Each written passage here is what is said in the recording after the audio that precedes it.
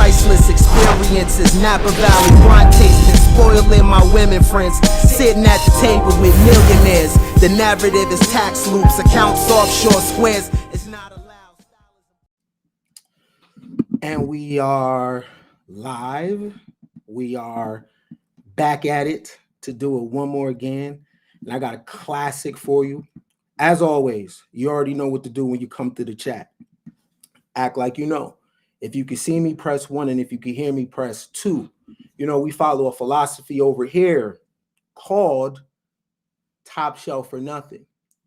So if you can hear me and it's fine, and if you can hear me and it's fine and everything is A1, then we will do what we do when we over here at Coingang. Salute to you.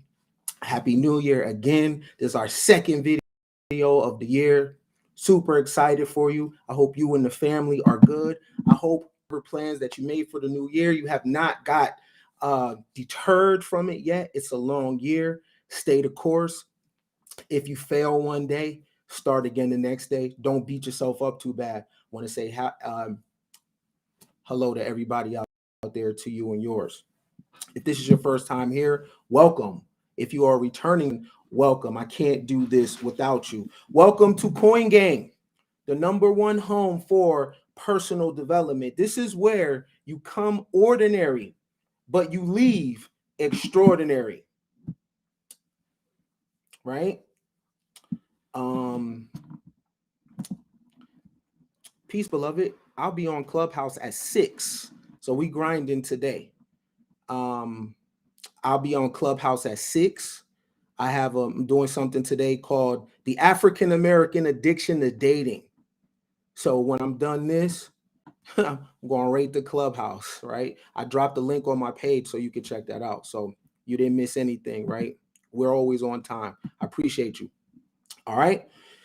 This is the place where you come ordinary and leave extraordinary. You come in one way and you leave another way, right? This is ministry for the abstract mind, the abstract thinker, the men and women when they were children that used to just think out the box things. I want to let you know that this is a safe space for you. You are absolutely good here. Keep your babies close to you. And if you got somebody in your life, please, please, please be patient with them. Before I get started, like and share the video. When you do that, it helps the algorithm because it is very, very hard to get views these days, right? When you're not flipping and doing all type of crazy stuff, right? If you're on Facebook, make sure you get your supporter badge. You should have that by your name. What that shows is you take this thing seriously. If you're on YouTube, Super Chat is your friend, and Cash App is definitely your friend. I want to start out with my movie of the day. And when I do my movie of the day and my book of the day and my album of the day, it lets you go into my mind just a little bit, all right? My movie of the day. I'm sorry. Splash. Splash. Splash, man. This is my movie of the day. Listen, man, I was a kid with an imagination. You know, before the effery started and before I jumped off the porch, I was a kid with an imagination. And when I seen this movie, this dude fell in love with a mermaid. Man, this was me. I really thought that was possible, right? You couldn't tell me things like this wasn't true, right? This is my childhood right here. And like many of us, we have this childhood that is so innocent, man. And then we go to high school and then something happens, you know, the cool tables over there and politics start. But before the politics, man, this is what it was, right? So this is my movie of the day. I really, really, really love Splash. You know what I mean? I haven't seen it in a while, but, you know, I remember this a lot because my innocence was definitely tied to stuff like this. I was a dreamer and a wanderer, and I'm still that way. So shout out to this movie right here. Definitely was something important in my life. With that being said, today we're going to talk about The Matrix. we're going to talk about the real world versus the false world. Is this real, what we're doing here? How do you know? How do you know what we're doing right now is real? That's what I'm saying. See, this is what I'm saying. You feel me? I know I'm not the only person. Damn, hey, look, I know we're all getting older, but we got to tap into our innocence, yo. You know, before we started having sex and, you know, doing a bunch of shit, we got to tap into our innocence, man. It'll help our energy. It'll help our anxiety before the politics, before reputation, before all these things in the adult world. You was a kid and you know, had a dope mind and you wanted to be something. So I pray that all of you are able, before you check up out of this thing, I don't know when it's going to happen, but I pray that you're able to find your innocence, man, the thing that make you smile and Hook, the movie, your happy thoughts, right? Is that corny? I'm corny. I'm a corny dude. That's corny. All right. Like I said, we're going to talk about the Matrix. We're going to talk about the real world versus the fake world, the false world. We're going to talk about, where is your mind? Where's your mind? Have you ever had your mind? Have you ever thought a thought outside of the Matrix? How do you know? Your likes and your dislikes, the kind of girls you like, the kind of guys you like, is that what you like? Or does that come from the Matrix? And we're going to talk about that. And we're going to talk about the power of production. My conversation today is music, ministry, media, and the Matrix.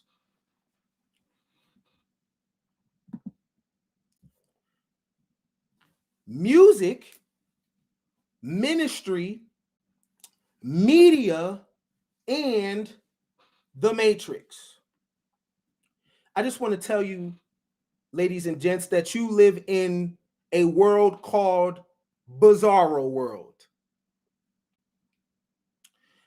What you think is, isn't. Left is really right. Right is really left. Up is really down. And down is really up. What you think is, it's not.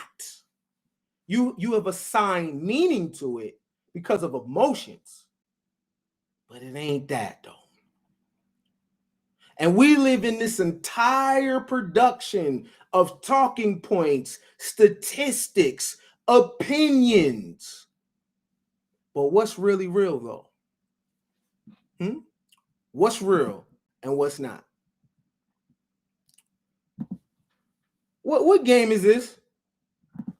What is this? What am I looking at right here? What is this? Anybody?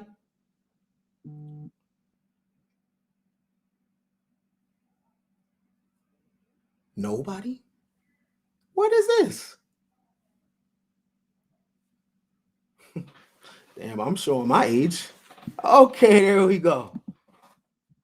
There we go. There we go. There we go. There we go. Mario. Yeah. Mario. I have a question. Is this real? What's the difference between Mario's world and your world? How do you know you're not in the game? How do you know no one is playing you? How do you know? What's your proof that no one is playing you? When you pick up that joystick and you play Mario, everything that individual is going through, how do you know that is not real to that entity in the game? How do you know? Because what's real and what's fake? Are you a real girl? Are you a real guy? Prove it. What would you do? What? Because you can orgasm? Does that make you real? Use the bathroom. Does that make you real? What makes you real, and what's the difference between the reality that you're living and the reality that Mario is living? What's the difference? Anyone? Some of you say, well, I can turn the game off. Cool. I could turn your switch off too.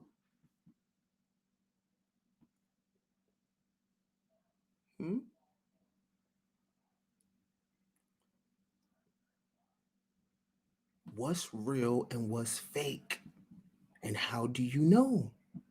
Is it because you're able to be self-aware? You're able to say I and me? Is that the difference? I'm asking you. Because the brain can't determine what's real and what's fake. I can plant a memory in you that never happened. Many of you walk around with memories that aren't yours every day. Many of you swear to God right now you're a slave. You think that you're in 1820. The way that some of you talk and the way that some of you approach life, you think that somebody got a grip on you. They don't want us to do this. They don't want us to have that. Who's they? No one stopped you today from doing anything that you thought about. And if there was any kind of conflict, if that's what you really desired and wanted, I'm sure you figured it out. Who is the they? Many of you have memories in your mind that aren't yours.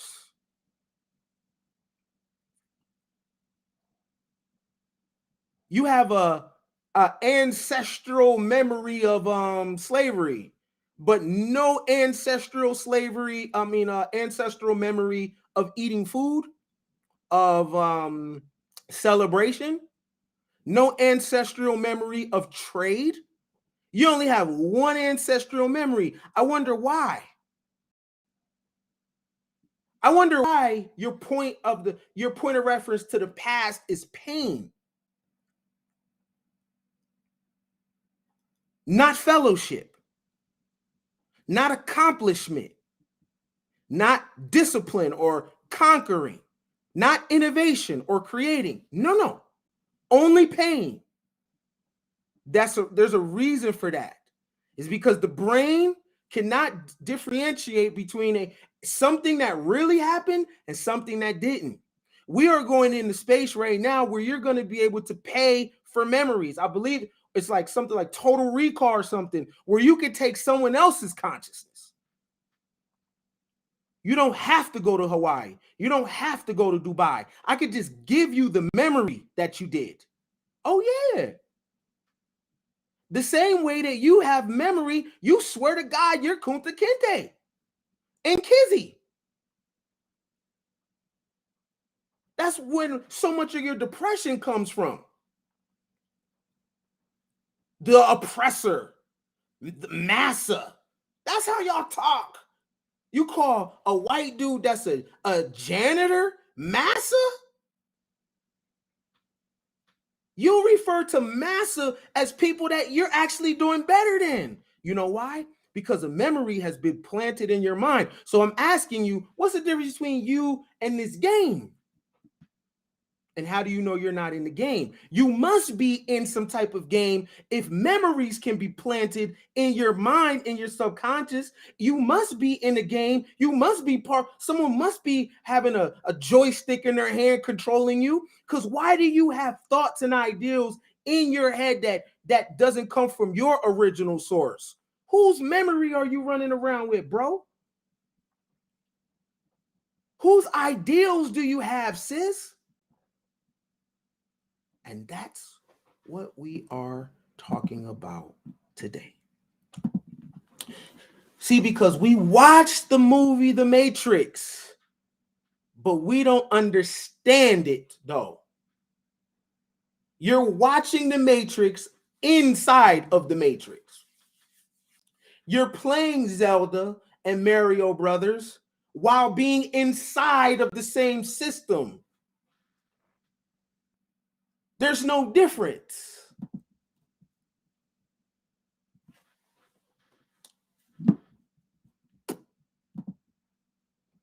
Let's read. What is this called? 6 ways your brain can't distinguish real from imaginary. 6 ways your brain cannot distinguish real from imaginary. Belief. Research shows us that when a person receives a placebo that they believe is a drug and subsequently experiences a placebo effect, it is because their brain has produced the substances necessary to give them what they expected the drug to do. For example, when you receive a placebo for pain, but you think it's a real painkiller, you expect a reduction in pain. Thus, your brain produces its own natural painkillers to meet this expectation, reduction in pain.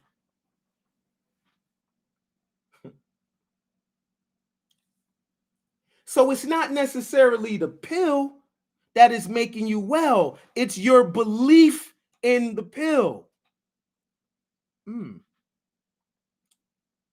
Damn. So if belief can work that way, and you believe that you are sick, you are well from taking a pill, can it also work in another way where you believe that you are rich and you believe that you are healthy and you believe that you are worthy? See, it doesn't work like that because you're in a matrix of music, ministry, and media. And I'm going to body that shit in a second. There's a reason why many people are depressed and stressed. There's a reason why people have a terrible self-image of themselves. There's a reason why people believe that they can't. And it's because music, ministry, and media. Stress. Your brain doesn't distinguish between whether you're facing a stressful situation right now or imagining it happening.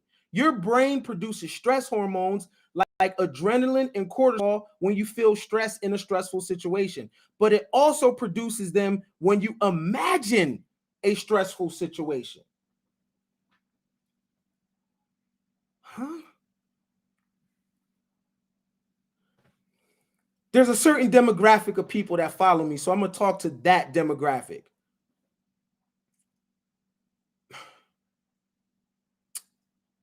One of the ways that you are controlled, right? And when I say controlled, I mean taking you off your path. One of the ways that happens is to get you to keep imagining stressful situations. You think when you go outside, something bad is going to happen with the police. How do I know? Well, this is how you talk, like this. me. As a black man in America, I don't know if I'm going to make it home tonight. That's how y'all sound. All right. This is the black woman talking about the black man. Because black men got to go through enough stuff. They don't need to go through it at home. This is how y'all talk. Hold on, let me get it right. Let me get my victim voice right. As a black man in America, I don't know if I'm going to make it home. I don't know if I'm going to make it home. What? What do you mean as a black man in America? Opposed to what? One on Mars? What does that even mean? And sis, when you say the black man gotta go through enough outside, beloved, the shit that the black man is going through is self-inflicted.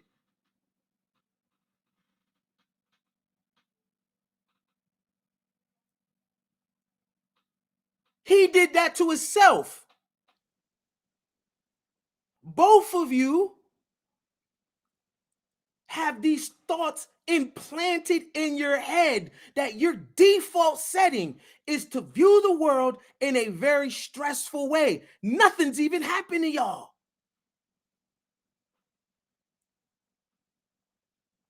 That's how y'all be talking. I listen. I be in your clubhouses, in your groups. Nothing but fear running through your bloodstream. Nothing is possible. Because you know our experiences, we as black people. Yo, step your chop game up. Step your self-portrait game up. It's not illegal.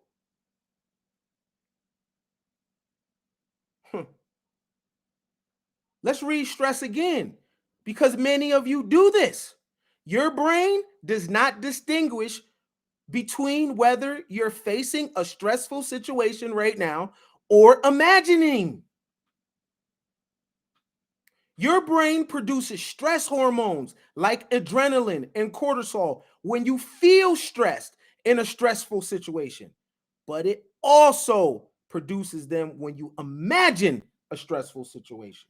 And that is the reality and paradigm of many people every single day. You just imagine stress all day long. You don't imagine yourself winning. You don't imagine yourself being that guy, being that chick. You don't see yourself like that, because as a black woman in America and a black man in America, all y'all sounding like characters out in the heat of the night. Like you stuck in that town of Sparta, Mississippi, or wherever the hell that was.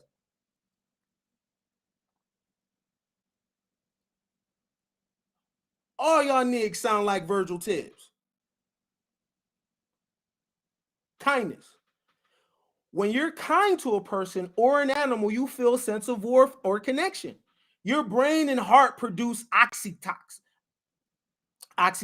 aka the kindness hormone, love drug, hug drug, or cuddle chemical.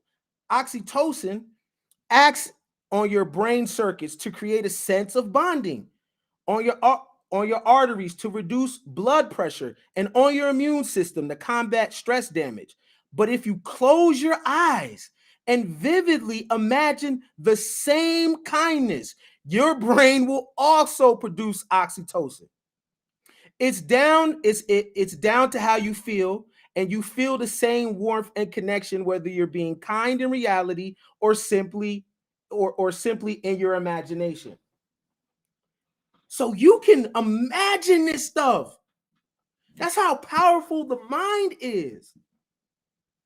And when I get through today, I want to let you know that you have been stuck in a rut.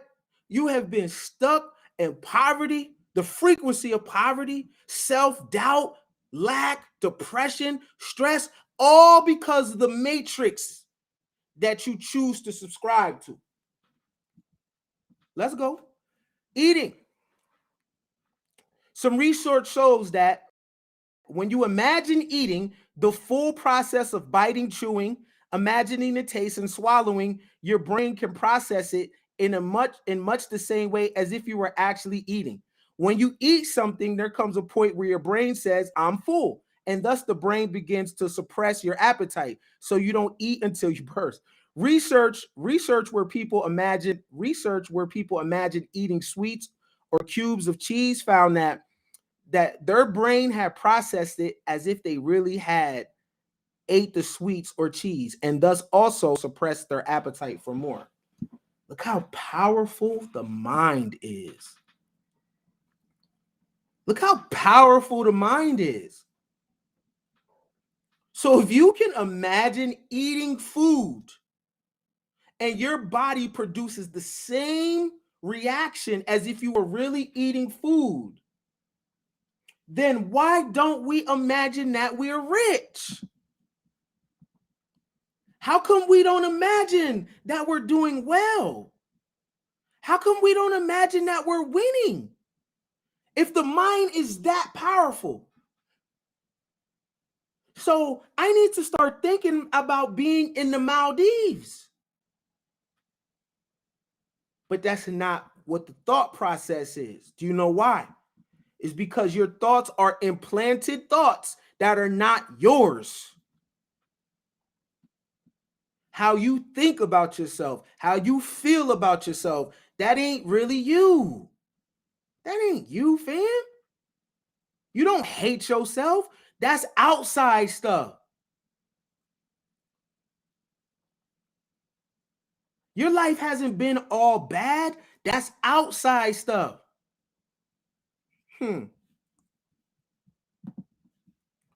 Movement. Research with acid and stroke patients repeatedly show that imagining specific movements improve the ability to perform those movements. As such, imagining lifting weights makes you stronger. Imagining swinging a golf club helps you hit the ball better. Imagining lifting your arm when your movement has been impaired improves your ability to lift your arm. Imagining the circuit, according to BrainScan, this is because imagining movements activities and builds the same brain circuits as actually moving does. Visualization, mental imagery techniques have subsequently helped sports people improve their performance, as well as helping stroke patients recover more movement and much quicker. The immune system.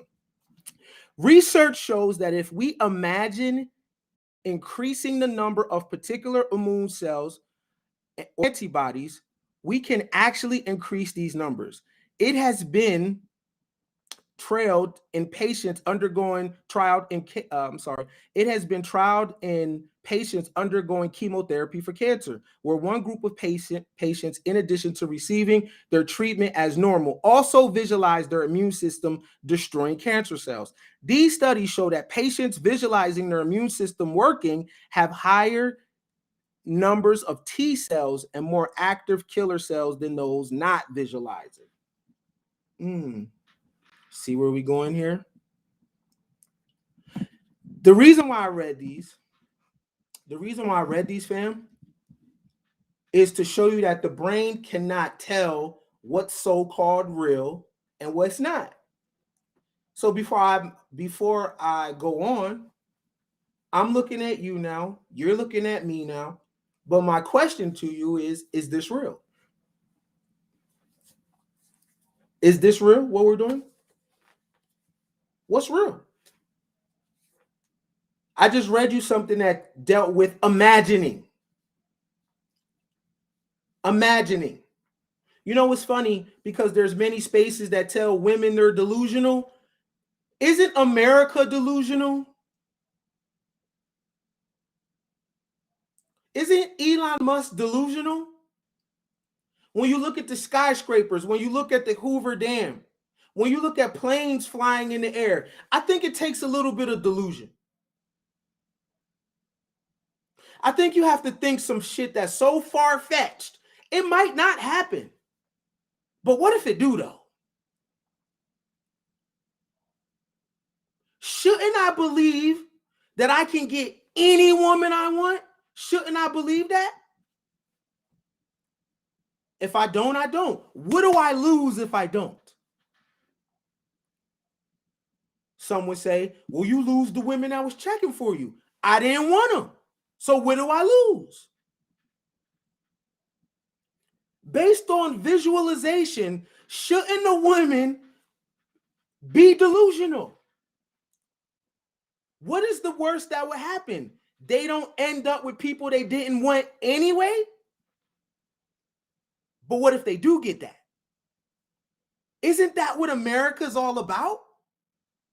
When you look at the New York City skyline in Chicago and Miami, that's delusion. Who the hell thought that was possible to build a subway? a cruise ship. That's not delusion. And of course, as we start, we're going to have some failures, and each generation adds to the development of the concepts, right? But don't we all start delusional? To say I want to make $100 million, do you know how much money that is? That's not delusion.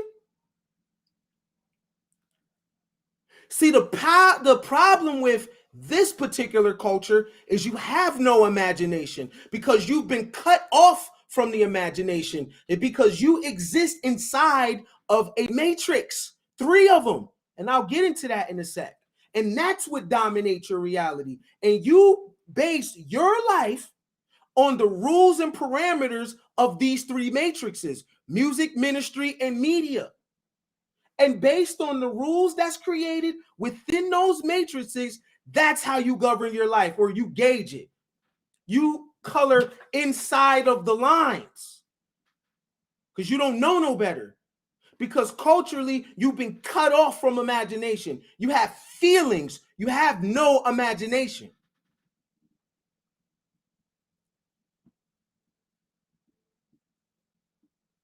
When grown Peter Pan, Robin Williams' character in Hook, when he went back to Never Never Land, man, them boys was chowing down. Hella food right there. This food there, you just don't believe. You have no imagination. You can fly, Peter, as long as you're able to think a happy thought that takes you out of the realm of boundaries. When it comes to thinking, there should be no boundaries outside of violating other people, right? I have to say that, all right? Y'all are thought police, but it's not your fault. That's how you've been conditioned and created. A little boy says, I want to be this. Y'all be all, no.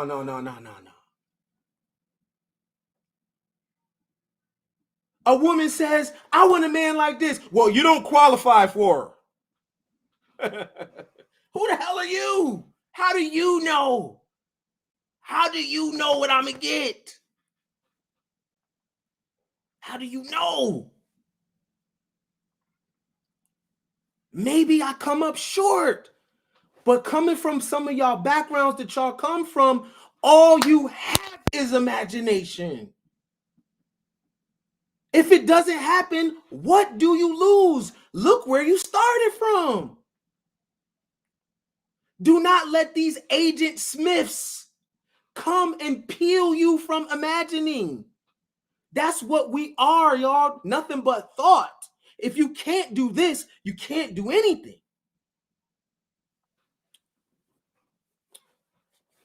Let's watch a quick video.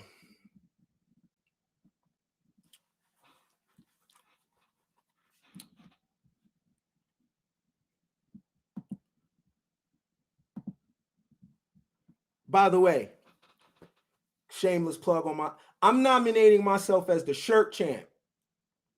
Because I come through. You ain't got to give me my flowers. I'm going to say it my damn self. Because I already know. Can't be too fresh around niggas. It's a problem. I already know. You just don't want to say it. I get it. Because we come from a culture, can't give a nigga too much props. It's cool, though. I'm feeling myself, though. So watch a video. I know you niggas. I know how y'all think. Study y'all. Is there external reality? Let's find out. Of course, there's an external reality. The world exists. It's just that we don't see it as it is. We can never see it as it is. In fact, it's even useful to not see it as it is. The reason is because we have no direct access to that physical world other than through our senses. And because our senses conflate multiple aspects of that world, we can never know whether our perceptions are in any way accurate. It's not so much do we see the world in the way that it really is, but do we actually even see it accurately? And the answer is no, we don't. However paradoxical it sounds, if we think of what is visible as just what projects to the eyes, we see much more than is visible. Let me give you an example.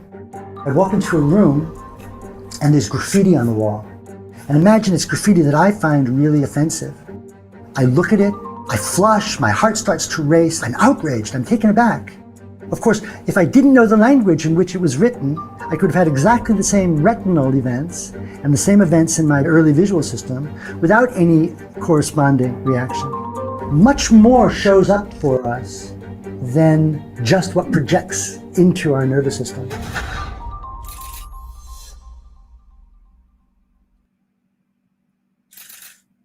Our senses are also making up the tastes, odors, and colors that we experience. They're not properties of an objective reality. They're actually properties of our senses that they're fabricating. By objective reality, I mean what most physicists would mean, and that is that something is objectively real if it would continue to exist, even if there were no creatures to perceive it. Colors, odors, tastes, and so on are not real in that sense of objective reality. They are real in a different sense. They're real experiences. Your headache is a real experience, even though it could not exist without you perceiving it. So it exists in a different way than the objective reality that physicists talk about. We always assume that our senses are telling us the truth. So it was quite a stunning shock to me when I realized that it's not just tastes, odors, and colors that are the fabrications of our senses and are not objectively real. Space-time itself and everything within space-time, objects, electrons, quarks, the sun, the moon, their shapes, their masses, their velocities, all of these physical properties are also constructions. All right, pause. Right, a lot of information at one time. All right, good.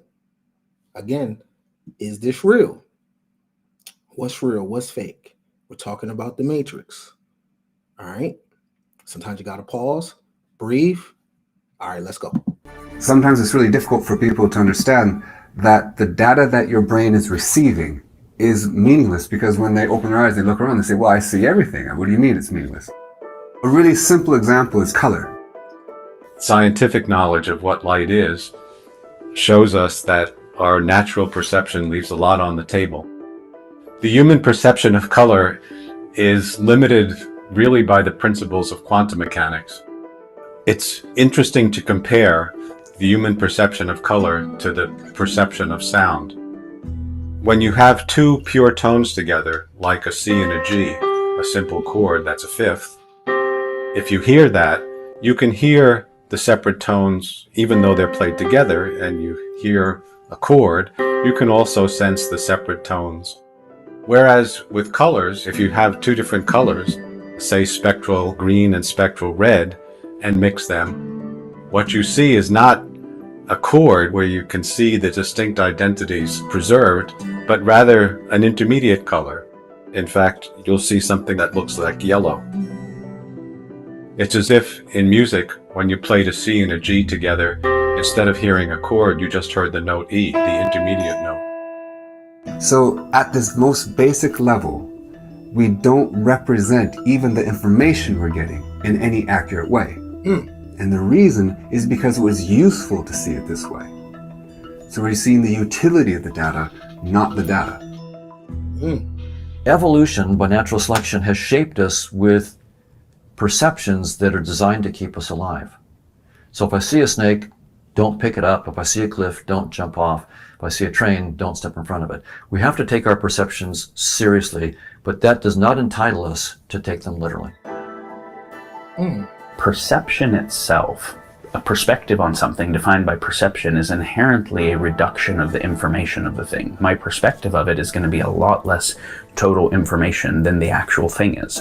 I can look at the object from the east side, or the west side, or the top, or the north side, or the inside, microscopically, telescopically. They'll all give me different information.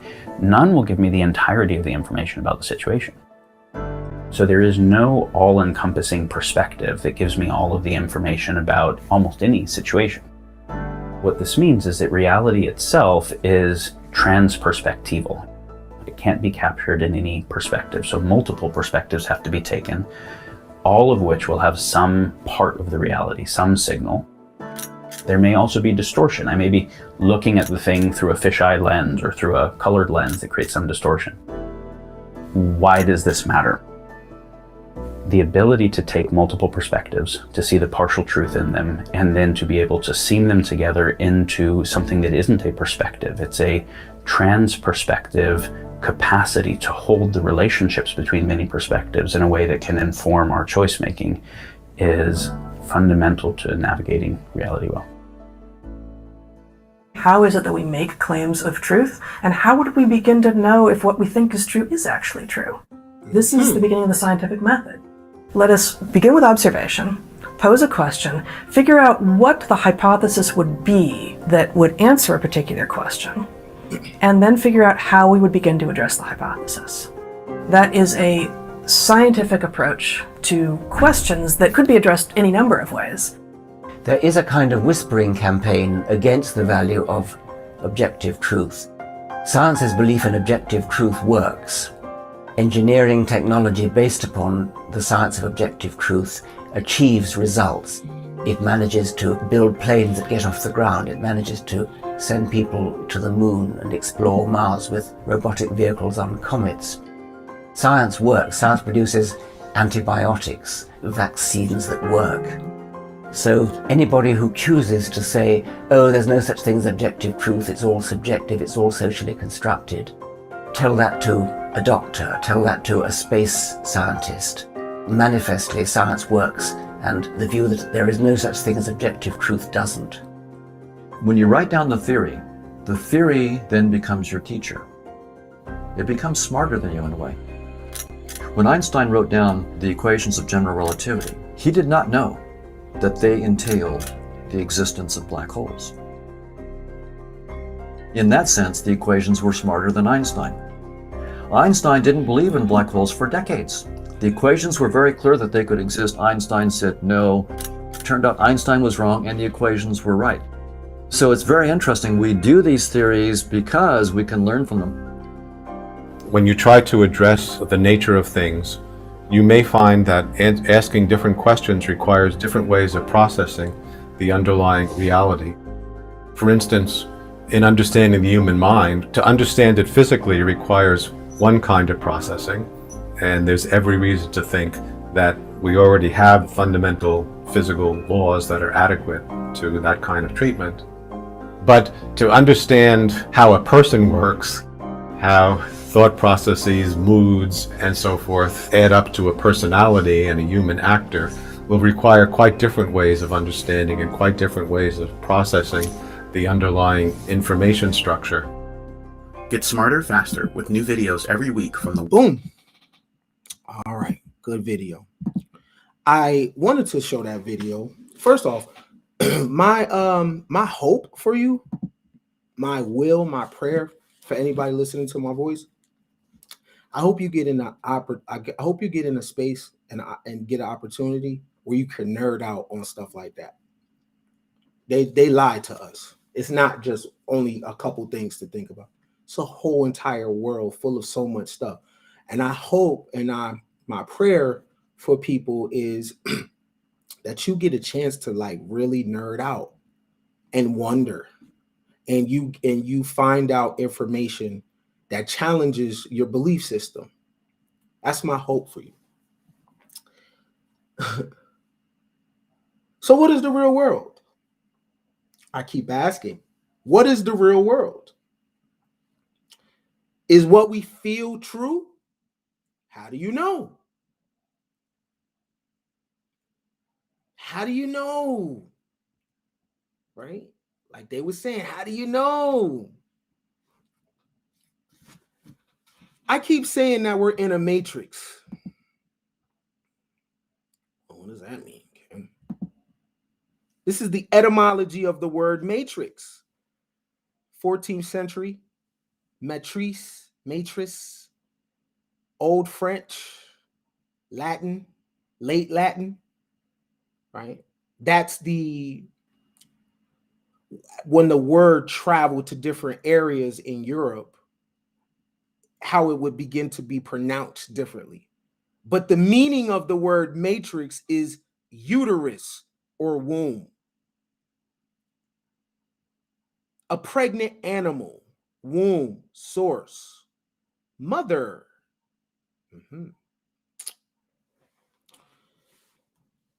So when I say that you are in a matrix, you are. Something is giving birth to you. You are in the womb of music, ministry, and media. They give birth to your ideals. They give birth to your talking points. I can pretty much guarantee, and this is not a diss to anybody, but you have not actually spoken or thought a thought outside the realms of music, ministry, and media. Everything you say is from that womb. The matrix is a womb, okay? It is giving birth to you. And I would like to free you from the matrix. So when you're done with this thing called life, you can say, I did it my way. I landed where I wanted to land because of me. I'm here today now because of me. However your life turns out, you can say, I did this shit how I wanted to do it. And you can transition easy.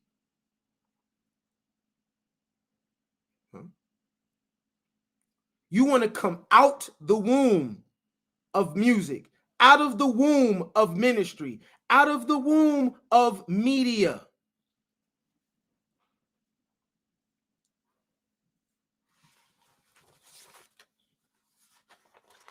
Let's start with the first matrix. All right. Y'all good? Y'all with me? It's top of the year, right? Y'all ready? We're gonna do this all year. All right. If you good in the chat, press 1. Let me know you good. A lot of y'all at work moving around. Just let me know you good. Let me see some ones. I'm gonna use them ones and use the energy off that. And I'm gonna do what I do. I'm gonna get in the spirit. So if you got time and you ain't driving, don't get in a wreck. But if you could press 1 in the chat, go ahead and press 1. And we're gonna get into this music matrix. I just want to give you an example of how the music works.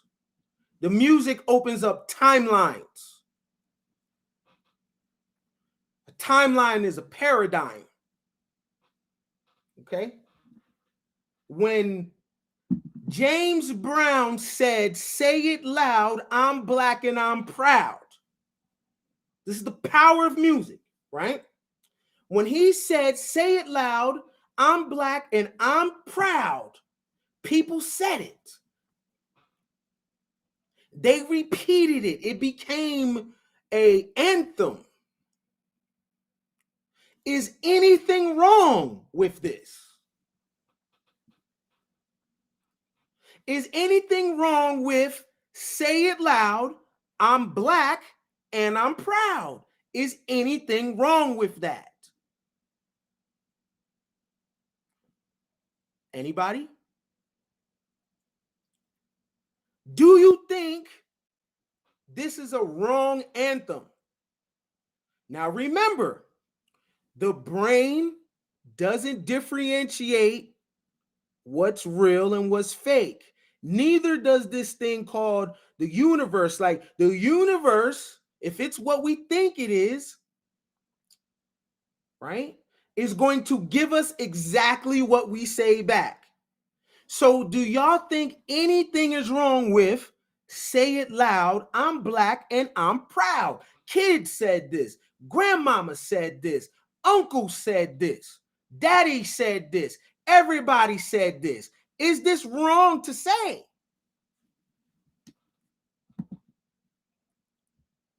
not black. Okay. No. Yes. Anyone else? Say it loud. I'm black and I'm proud. Say it loud. I'm black and I'm proud. I mean, the shit jammed though. James do his little dances. Say it loud. I'm black and I'm proud. It jammed, right? Sound good. It's groovy, baby. Right on, cat daddy. Right? Ain't that how they used to talk? You jive turkey. Give me 5 on the black hand side.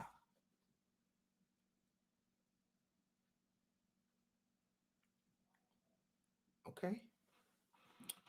So we need to find out what kind of timeline that created.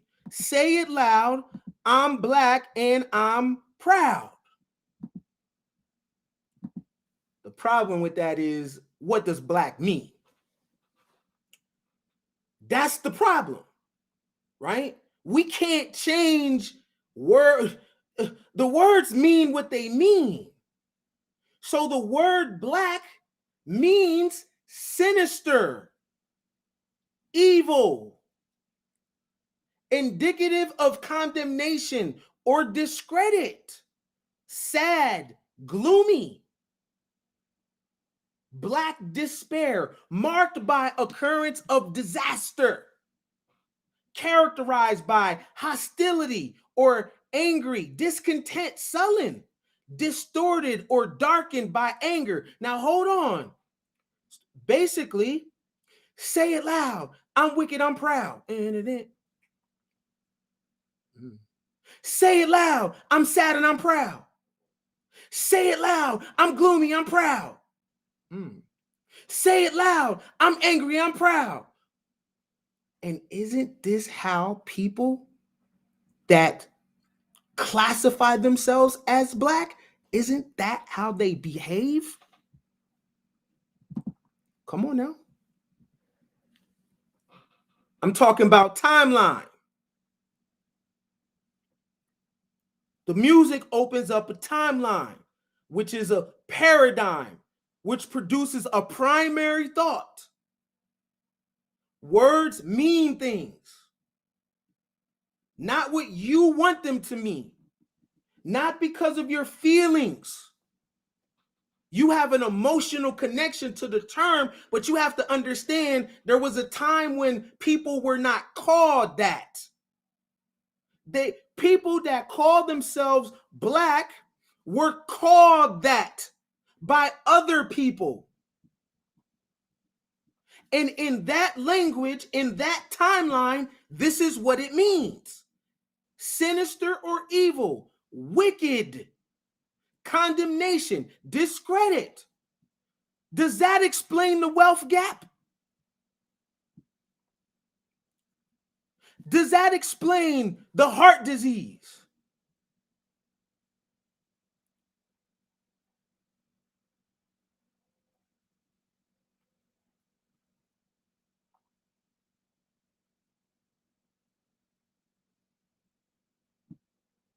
It's called spelling, right?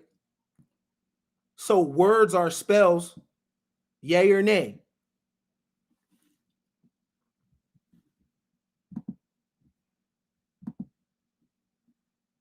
James didn't know. People did what they did.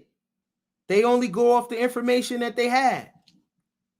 But when you say it loud, I'm black and I'm proud, what are you actually saying? Not what you emotionally think you're saying. Emotionally, you're identifying yourself with a group of people that familiar and pride. Yeah. But what does it mean though? That's what black means.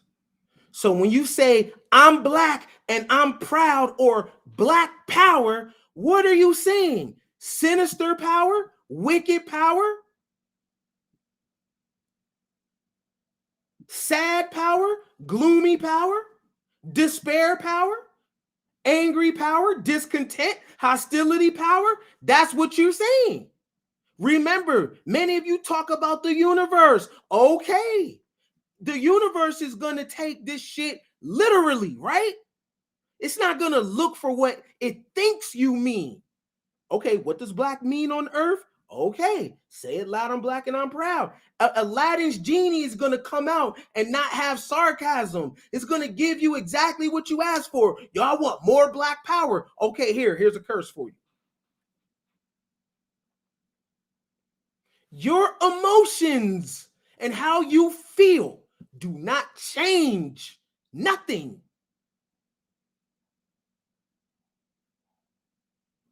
All right. Shout out to Brother James. Y'all get that, right? We open up a timeline, right? The timeline creates a paradigm. All right? The paradigm has a primary thought. What about this right here? Woo! Classic album. Classic album. Man, the production on this album, I mean, damn, he did his thing on this album. Woo!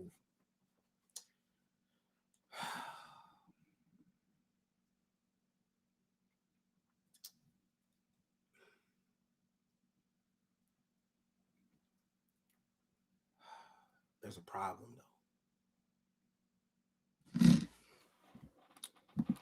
This is a good question right here. I'm going to answer this real quick.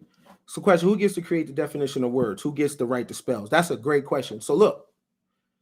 So, for your loved ones, there has to be terms of endearment that y'all have with each other that y'all resonate with. Because the problem is you can't go into someone else's timeline and change it. So you can't go into Europe and change what black means. What you do is you find, if you're going to use this language, you find a different word that is more empowering to you and your group if you're going to use this language. But with any language, it has a jurisdiction to it. You know?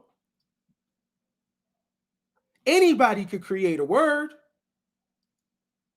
Anybody can. And the creator owns the intention of the word. The intention of the word black was to mean what it meant. Okay? So, Diana, if you have children or a loved one, a mom, say you want to use a different word other than love, because when you look at the etymology of it, it doesn't mean how you feel. It's not giving a good description of it. But there might be another word where you can use. And then after generationally, I believe cellularly, everybody on your particular timeline is going to have some type of cellular connection to the word. So generational wealth is not just money.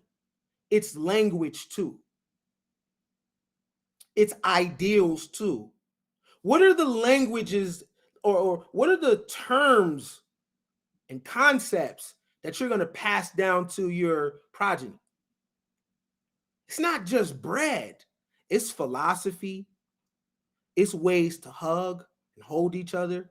Hey, my granny used to do this when we get sick. That's generational wealth too. Don't let them trick you to think that, yo, generational wealth is just money and life insurance. No, it's not. It's books too.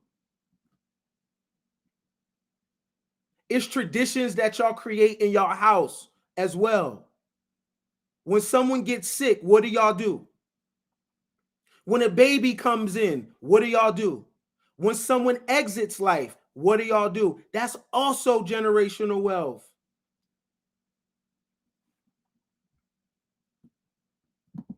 This album right here was a classic, but there's a problem. Because on this album, a timeline was created that did not exist.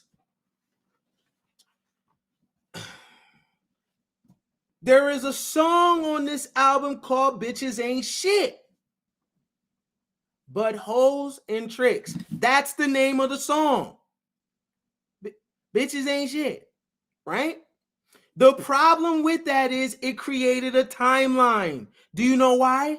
It's because there were female children born into that reality. Mothers was pregnant while that music was going on. What do y'all think? This is a game? Remember, the matrix is a womb. It's giving birth. So when those girls were born in the early 90s, this timeline was already created, not just for the girls, but for the boys too. And it created a mentality that, you know what? Anyone with a vagina, you ain't shit. Now, open your eyes today. Does it still exist? It creates a timeline. A timeline is a paradigm. The paradigm produces a primary thought. So there's a large segment of the population where the primary thought is bitches ain't shit. What's the difference between that and these hoes ain't loyal? Do you see what I'm saying? That is a timeline.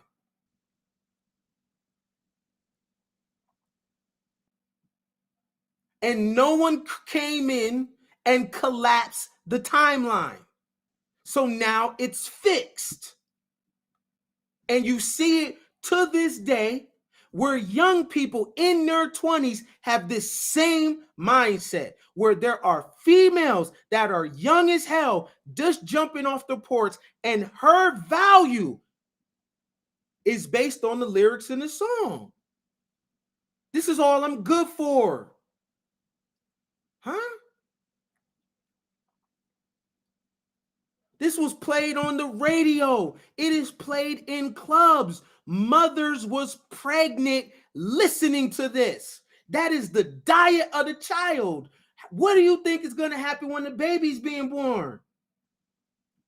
It's already wired for the behavior already. That is a matrix.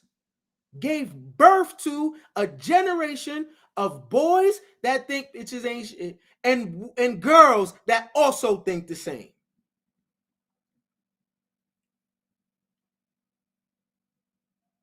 This thing is powerful. It still exists to this day. Listen to the language. Thoughts.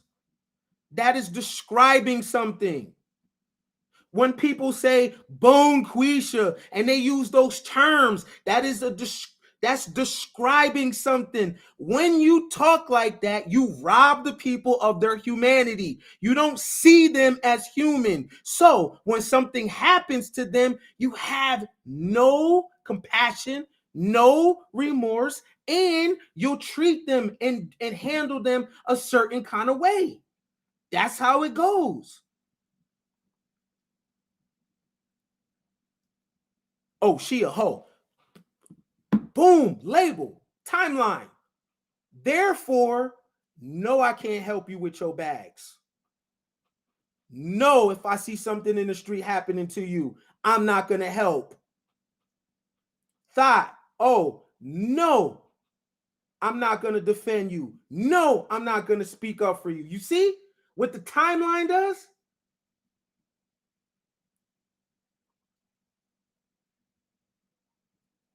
This is 30 years old now. It's no different than calling someone a suspect or an insurgent. Once the term is placed on you, it is character assassination, the essence of you. So when this song is popping, the essence of the females born have been reduced. And guess what? He didn't create anything to collapse his timeline. He doubled down on it in the future.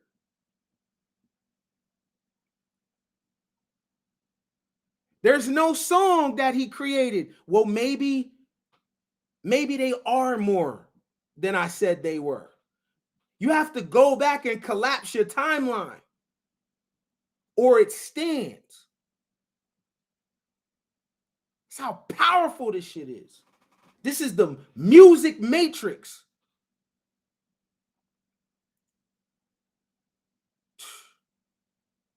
"30-year-old girls," this is in their DNA right here. You ain't but a trick. That's it.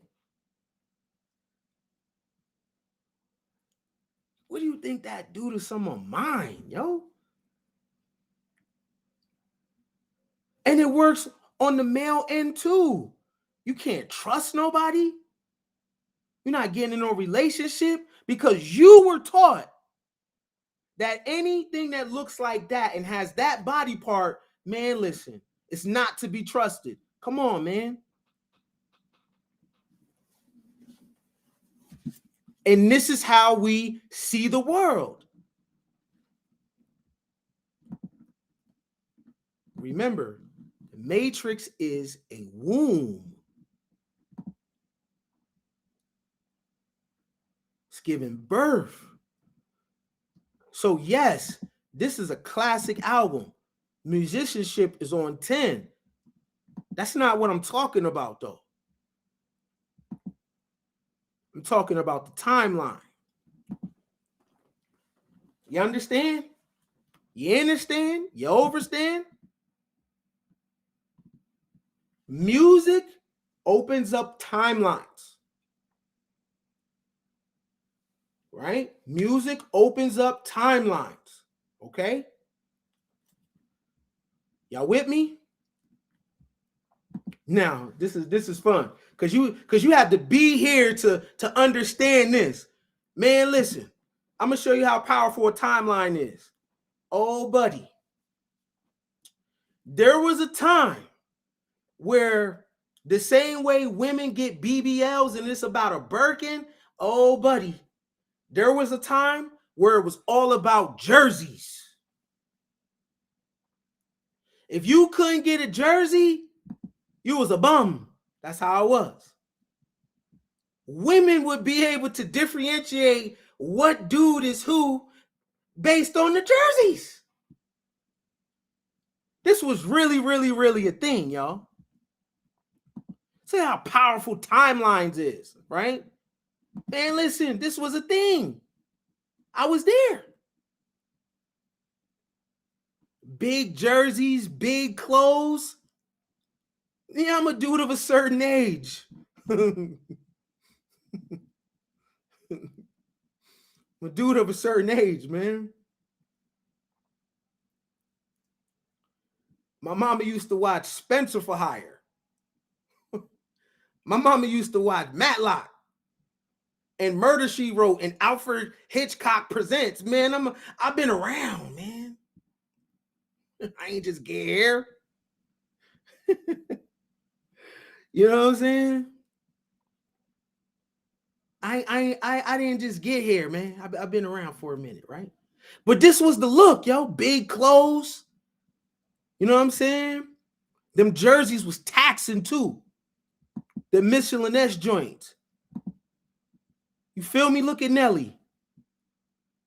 Backwards jersey, right? And I'm telling you, for real, depending on your jersey, that would depend on if you got buns or not, man. I'm trying to tell you. Women, y'all crazy creatures, man. The what y'all choose to the reasons why y'all get with somebody is weird, right? It's y'all crazy, right? So then you was messing with dudes because of the jerseys, right? I know y'all trying to be mamas now, but y'all was home back then. I was there. All good though, no judgment. Ken ain't never gonna judge, right? Look at Fat, big jerseys, big hat. I thought this was gonna go on forever. Look at Bow Wow, Usher. See what I'm saying? The jerseys, man. Man, this was the wave. Mitchell and Ness was killing shit for real. And there was a way to check if your jersey was official too. So don't get caught with that knockoff jersey from the barbershop. Oh Lord. You feel me? Look at the jerseys. I want to tell you how powerful music is in collapsing a timeline.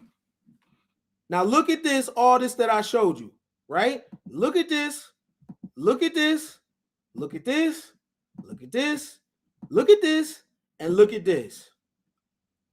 All that shit stopped when he dropped this album right here. I don't wear jerseys, I'm 30 plus. Give me a crisp pair of jeans, nigga, button-ups. That's how powerful a timeline is. You could come in and start a timeline and collapse a timeline. That's how powerful music is. So if they come out and they make albums about marriage, that's going to open up a timeline. And that's what everybody's going to do. If they come out and make albums about good health, that is going to be the wave. That's how powerful this thing is. Whoever is the king of rap controls the timeline and controls what people do, what people think. Remember, you're in a matrix. You're in a womb. You're not using your own mind. You're being conditioned. You're being socially engineered by the sounds.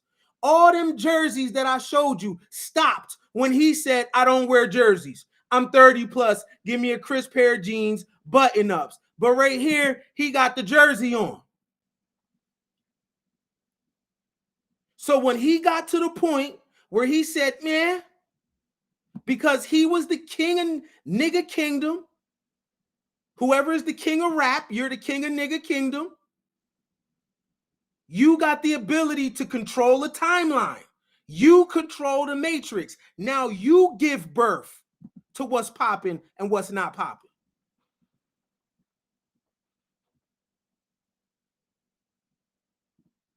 That's how powerful the timeline is.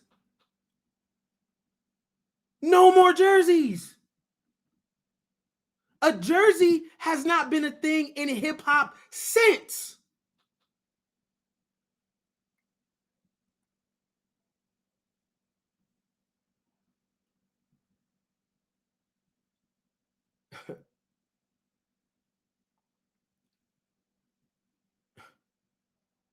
Come on now. Anybody that was there, you remember. What Jay say goes. Def or auto-tune, bat, done. Why? Because Jay-Z got the ability to collapse a timeline and open them up.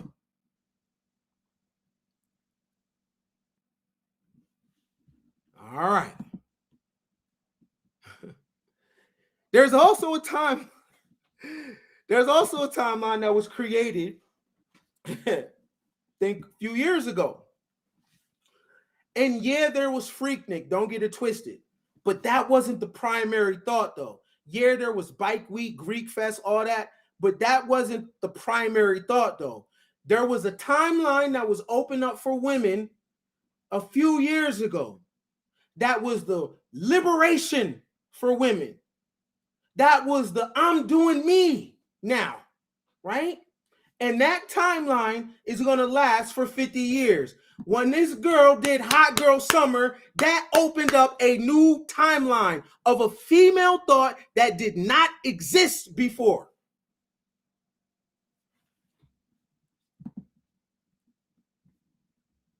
That Hot Girl Summer stuff was a philosophy. There was a behavior associated with that. It's still popping. And it's gonna pop for the next 50 years unless she comes back and collapses her own timeline. Because if she does that, then the girls that follow her will all follow her lead. Yes, people are followers. You're in a matrix. Yes. That's what happens. Right? When you are in a matrix, something is giving birth to you. This is how I'm showing you that people don't have their own minds.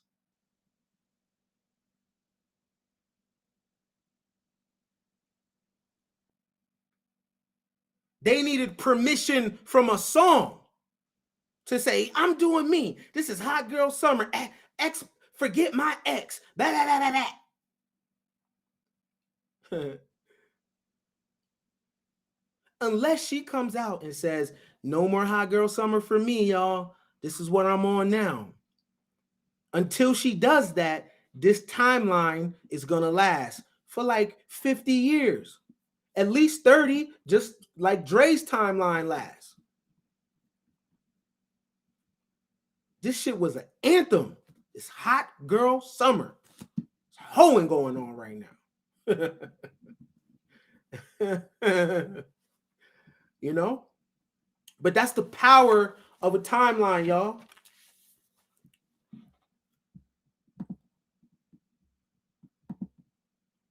Paradigm.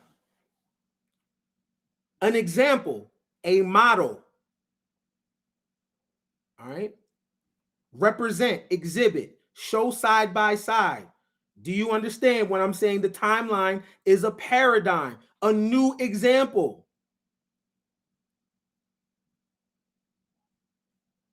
A new way of doing things, a new reality.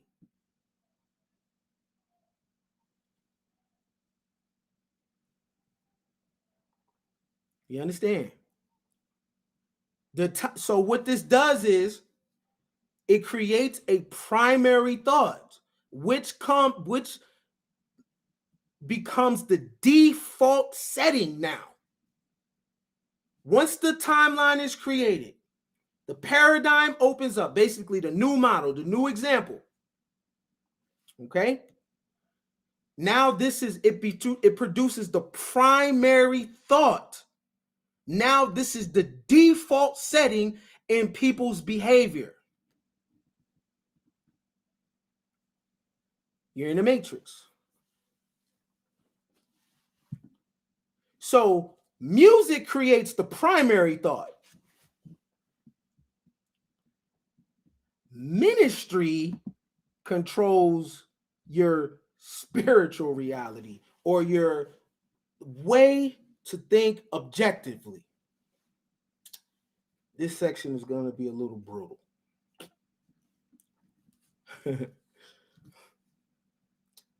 Ministry dominates your way to think abstractly.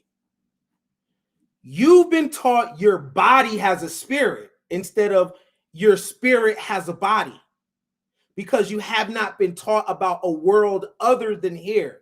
You see the other world you think is heaven or hell. No, there's another reality outside of this one. And you know it because close your eyes. Can you see your mother with your eyes closed? Can you see your children with your eyes closed? Can you see the way you go to work with your eyes closed? Sure you can. How are you able to see with your eyes closed? What are you using? How are you able to hear voices in your head? You're not doing that with these ears. What's listening to that? When you say, I heard a voice, but you didn't hear it with these. And if you're able to see loved ones that passed away, or you're able to see things with your eyes closed, then what reality is that? How come no one teaches you how to train that world? That is a real world. How come there's no education on how do you develop that part of you? Huh? So the ministry dominates your ability to think abstract. You are not a body with a spirit. No, your spirit is first, and then you have a body. And when the body is done, you go back to what you really are, which is a spirit. Ministry teaches you to worship things outside of you, right? We are trapped in the words, but we don't know what the words mean. Let's start here. The problem with ministry is you're unworthy. You are born flawed. You are born with original sin. Therefore, you need a redeemer to come and clean you up. That is pretty much the template of the ministry, that you are born a sinner. The problem with that is sin was a moon goddess. So if you were a person that did not follow that particular religion of sin, which was to worship the moon, that's how you was called a sinner. And then over time, that was taken and to apply to Christian behavior or a Gentile or the natural state of man. But do you know sin referred to a moon god? And if you didn't go by the moon god, you were called a sinner. So the problem with the ministry is you already are born, your belief system, you already think you're not worthy. So a person had to come and die for you. But let me tell you something about Ken Billions. No one dies for me. I'm responsible for me. No man, no woman, no child has to come and die for me. You understand? I don't subscribe to that notion because I see outside of the religious paradigm. Example, right? I understand the concepts, right? So if you're always going to have a low self-esteem if by nature you think there's something wrong with you and someone has to come redeem your ass. What are you even here for? So you mean to tell me you're born and then you start apologizing? Someone died for sins you ain't even do?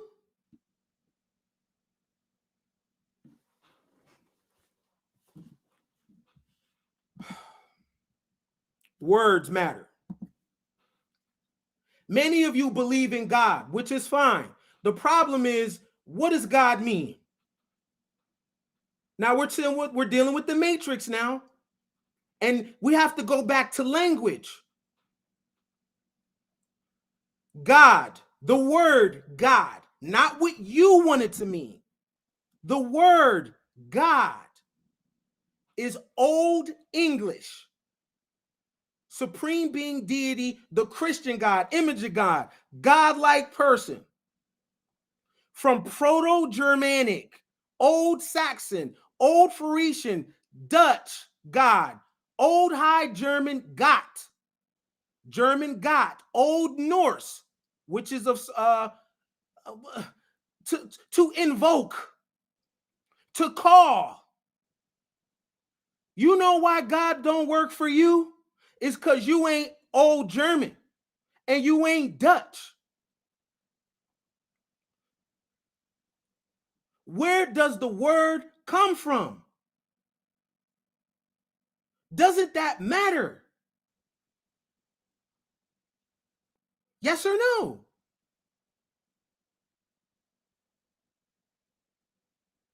You talk about your ancestors often. Which ones? Because you have a culture clash right here. This is another people's culture. And in that culture, God meant to evoke, to call. Huh? See, you have applied an emotional meaning to what you think it is. But let me tell you something.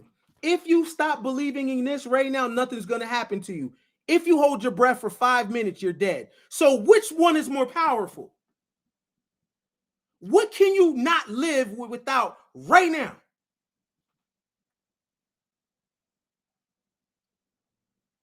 I can denounce this right now and nothing happened to me.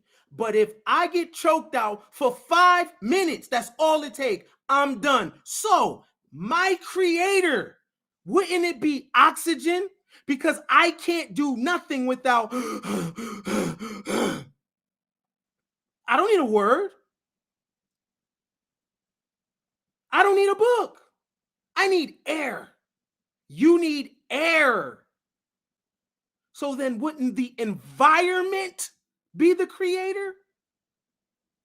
And if you want to know the supreme being, wouldn't the way of understanding be to study the environment?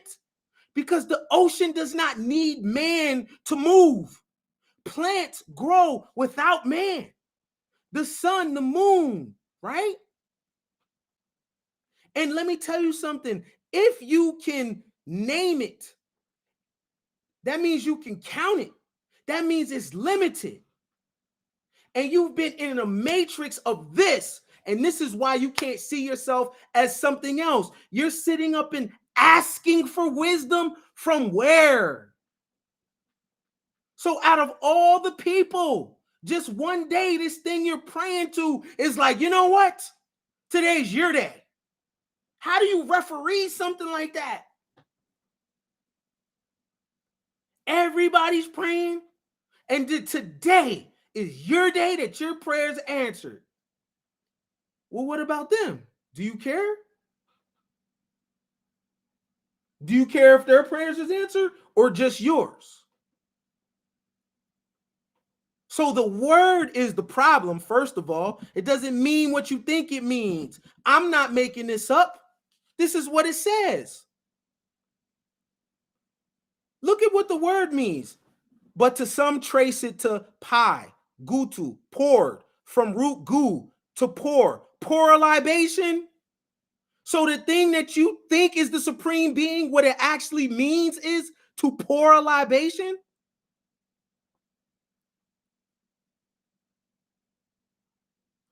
Given the Greek facts, the Germanic form may have referred to the first instance to the spirit eminent in a burial mound.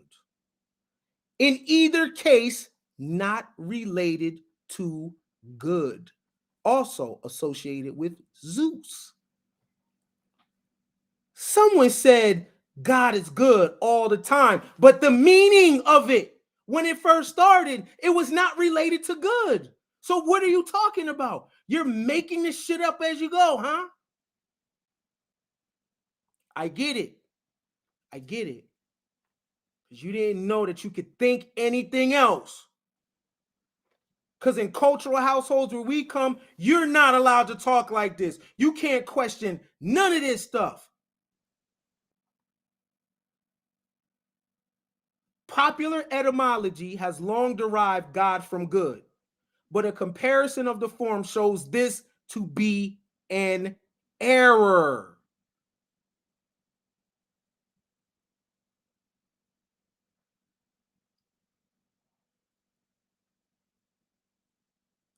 God didn't even originally mean good when the word was created. So how could God be good all the time when it wasn't good when it was created?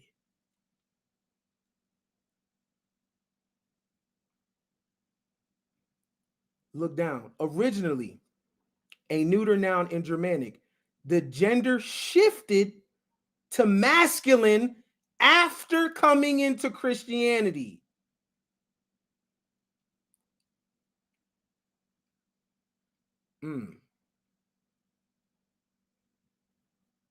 If it shifted to masculine, what was it to be first time?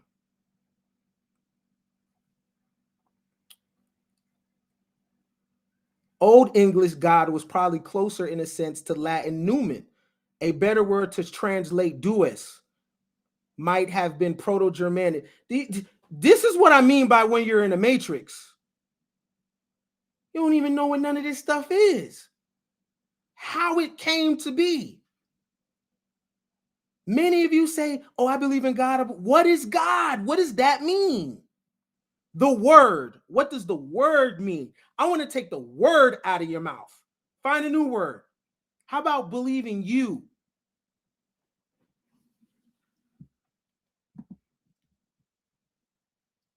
Now here's where we get a little spicy. This is a Bible, and I do read it because it got some good concepts and it got some stories, right?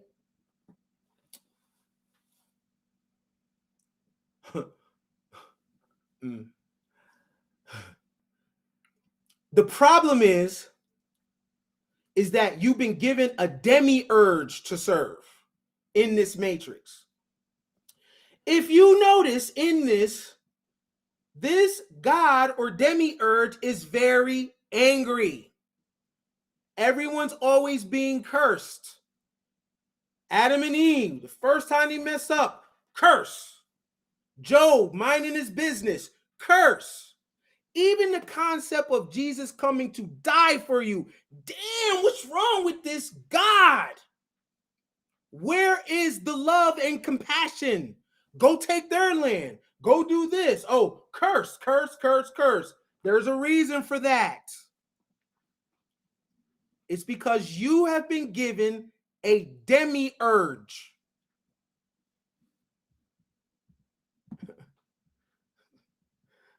We really gonna go down a rabbit hole. You've been given a demiurge to serve, not a powerful source, but an ego. Have your mama ever told you if you don't praise God, the rocks were gonna cry out? What kind of supreme deity would think something like that? If you don't praise me, I'll make the rocks do it. Look at that matrix. Doesn't that sound like a person, a human? A woman when she's mad, you ain't gonna tell me my hair is nice. Another man will. Hot girl summer. Right? But you think you're loved by this same deity? Where's the love? Show me. I've been through all 66 books, all 800,000 words. Where's the love? Where's the compassion? Where? Oh, Jesus, he sent his son to die for sins that you're paying for, supposedly, of the original humans that existed. This deity is petty as hell. Listen. The demiurge that you are under is called Yaldabaoth. It is a personality. It is not an actual source. It's a character called Yaldabaoth. Put that in your lexicon. Yaldabaoth. Have you ever heard the word? I know, not only do I come through with fire ass shirts, I come through with banging ass bars too. Yaldabaoth.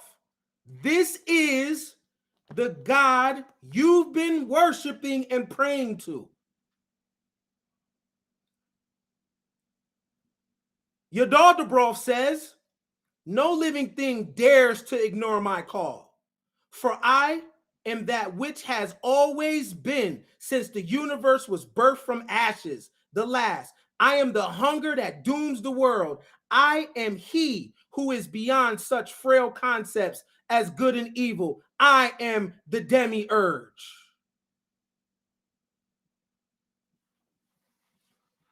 This is Yaldabaoth. We're going to read some of the characteristics because this is the same character of your biblical God. I am Yaldabaoth, the one true God. Worship me, praise me. Punishment awaits you all. Isn't that what happens in this book? You're being bad. You're not doing what I want you to do. I'm going to flood the earth. You're going to get cursed. Job, his business. You know what? Satan, he won't deny me. Destroyed a man's life. For what? Yaldabaoth is a voracious and tyrannical semi-primordial demiurge of law, order, and control. He is a rogue avatar of God created by Sophia and the older brother of Satan.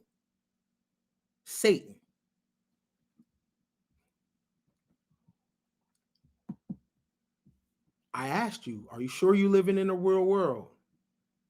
Right? Going to do a little bit of reading. Yaldabaoth is a voracious primordial being of both chaos and order, darkness and light, that is widely considered to be the dark version of God, or the shadow of God, though the true dark God is Tiamat. Yaldabaoth came into existence during the clash between chaos and God, when their powers were mixed. The lesser Aeon Sophia was able to extract a piece of God and mold them into the being that came to be known as Yaldabaoth, assuming the arrogant pose of a solar deity. Yaldabaoth falsely believes himself to be the only God in the entire cosmos. With this in mind, he created the physical realm along with his own heaven with his false angels and his personal servants, the archons, to serve his every whim. Isn't that what you've been taught?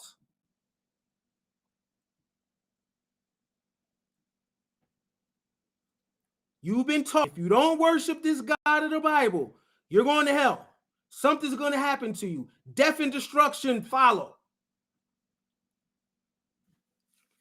Worshiping a demiurge, because the true source, not God, source, is air, water, fire, man. The things you need in your life, not what you believe, what you need, what you use. It is a great mystery how we got here. And because man has a problem with not knowing how he got here, he creates God in his own image and own likeness. This is why God has human behavior, jealousy, anger, rage. Very, very petty when you don't pay attention to him.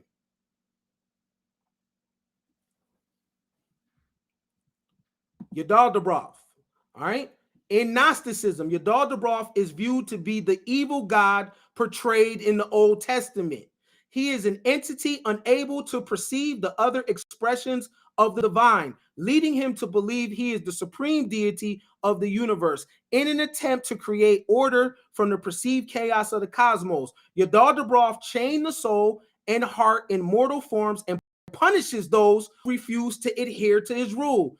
In some traditions, Yaldabaoth is eventually cast into the Gnostic equivalent of hell, where he becomes the judge and torturer of wicked souls. Yaldabaoth also possesses an epithet known as the God Eater, which is true to the meaning behind it. Yaldabaoth is said to be the being whom will devour the gods of every known pantheon after they perish during their respective apocalyptic events. Doesn't the Ten Commandments clearly tell you, don't worship no other God but me? You better not worship nothing else but me. Isn't that what it says?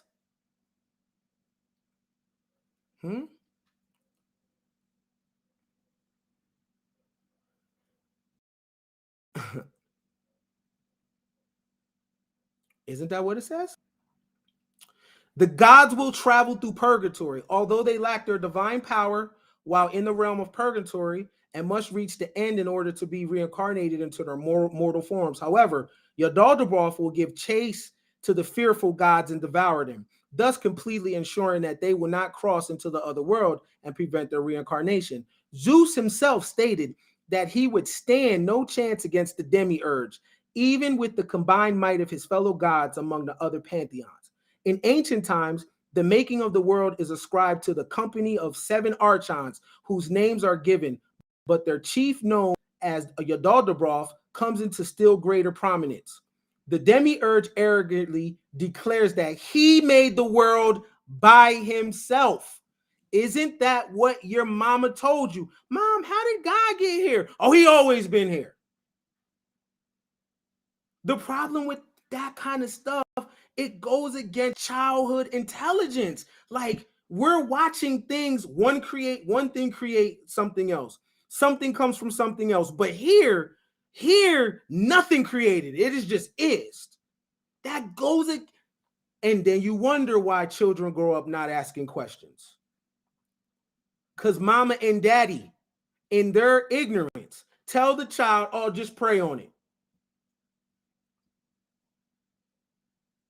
I want to get you out of the ministry matrix, just like I want to get you out of the music matrix. What I'm saying about the ministry matrix is your divine creator is something you take for granted every day. The first thing you did when you came into this world is you took a breath.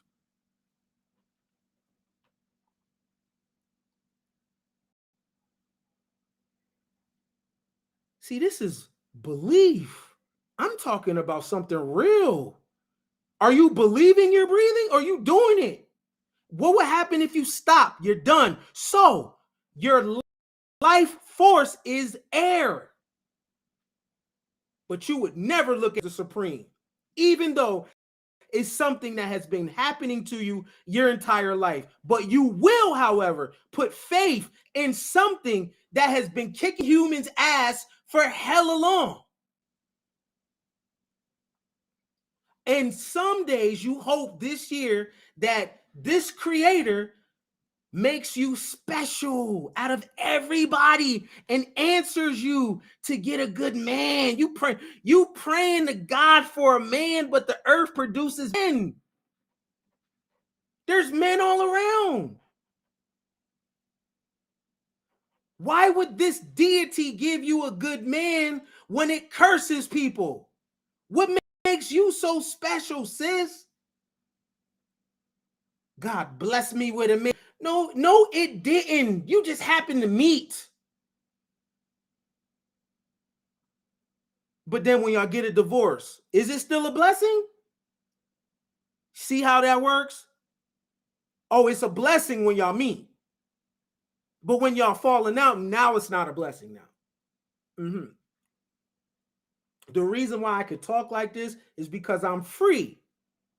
I'm free from the ministry matrix.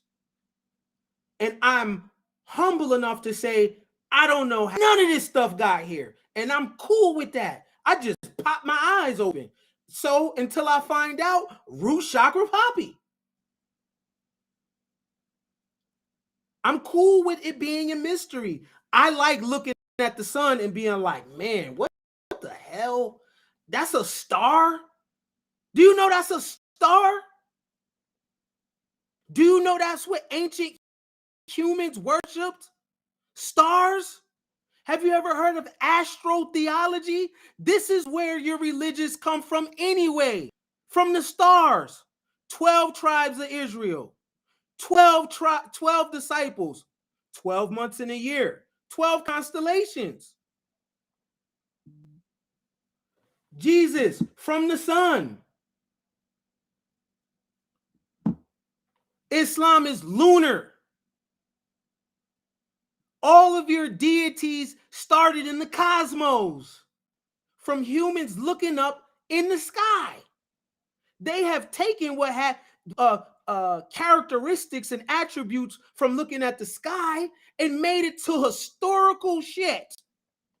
But you cannot find Adam and Eve's gravesite. You cannot find Abraham and Sarah's gravesite. You can't find John's gravesite.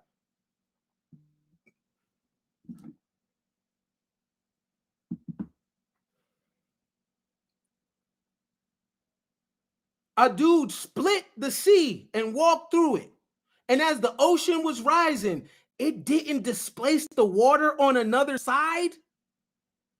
Think about that for a second. When the sea is rising up, what happens to the other end of the water? There has to be a reaction from that. Noah gets on a ship with animals that eat meat. People survived. What about hygiene? How did the kangaroo get on the boat? The kangaroo swam across the ocean to get on the boat. What about an anaconda? Because it said creatures of all the creatures according to their own kind. So the anaconda made it. The polar bear made it. Animals that have to exist in their own environment was on the ship for 40 days and 40 nights. Even the leopard, even the alligator, the grizzly bear, the lion, poisonous spiders, venomous snakes, all of them together. Is that what you're telling me?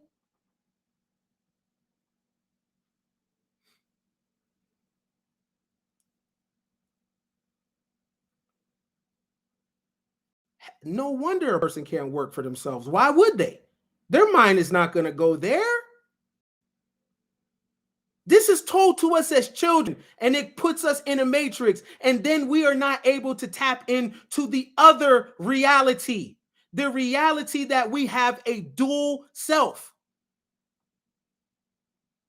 The reality is there is another thing going on here, and we can't tap into it. Why? It's because we believe this stuff, but you look at yourself every single day for 30 years, 40 years, and you have no belief, but you have belief in your daughter, bro.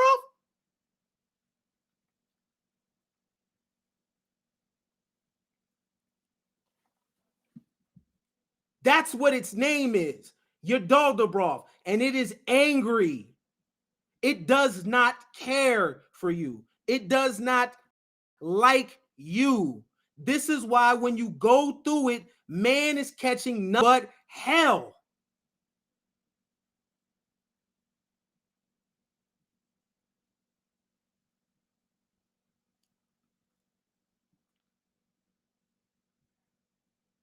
Most of you only know the letters of the Apostle Paul. Do you know he's a priest? Do you know Apostle Paul is talking about what he thinks of Jesus? You have made the letters of the Apostle Paul law. He ain't nothing but a priest.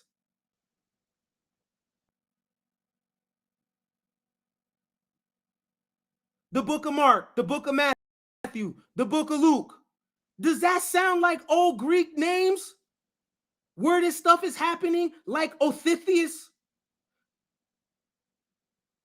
Odysseus? Ain't nobody walking around named Timothy, Mark, and Luke in Greece at that particular time. Are you crazy? Agamemnon, Procilius. Think, man. This is the Matrix. The book of Luke, the book clearly, Luke, Mark, Matthew, that would tell you that that's in a different region as religion begins to spread and head into where?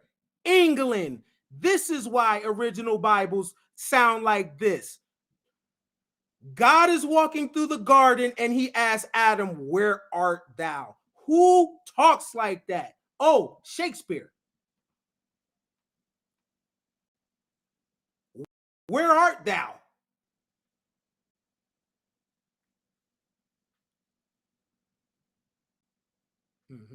Let's read a little more about the Yaldabaoth.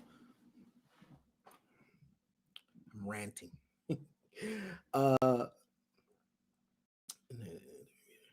Okay.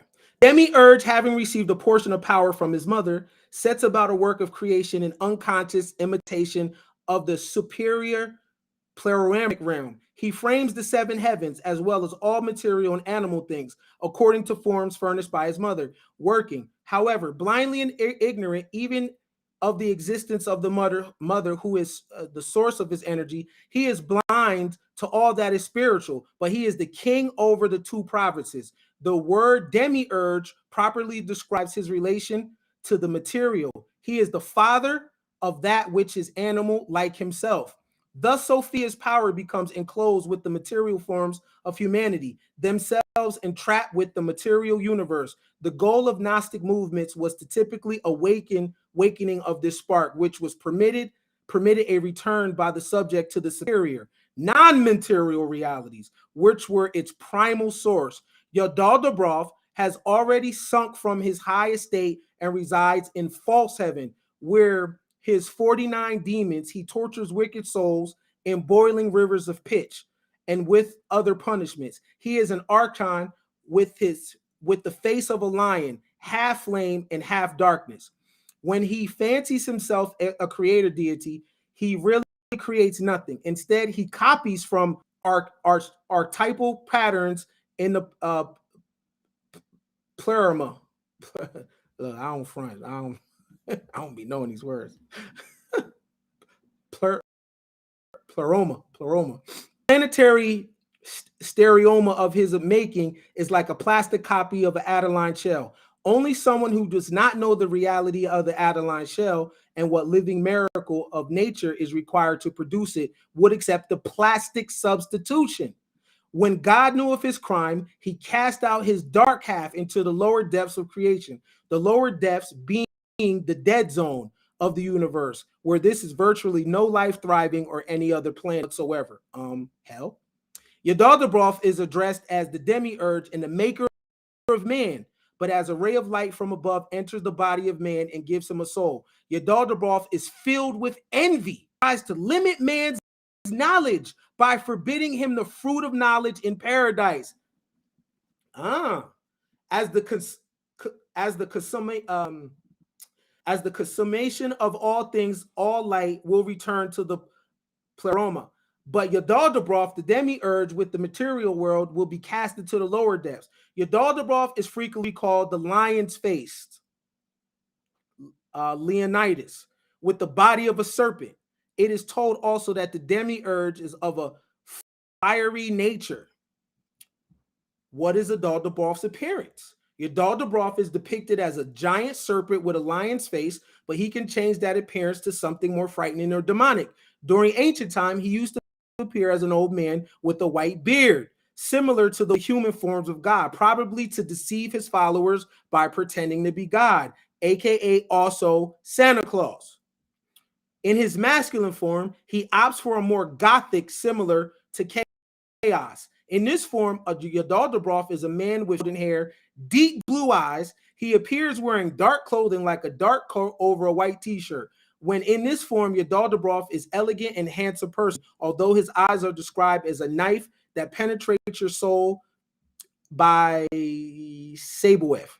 In his female human form, Yaldabaoth is described as a beautiful young woman with long gray hair and amber eyes. She is usually seen in two white business suits with golden necktie. She wears grayish blue thigh-high boots and a dark blue shoes along with them. In this form, her beauty combined with her frightening presence make her look more like a very powerful deity than an archon.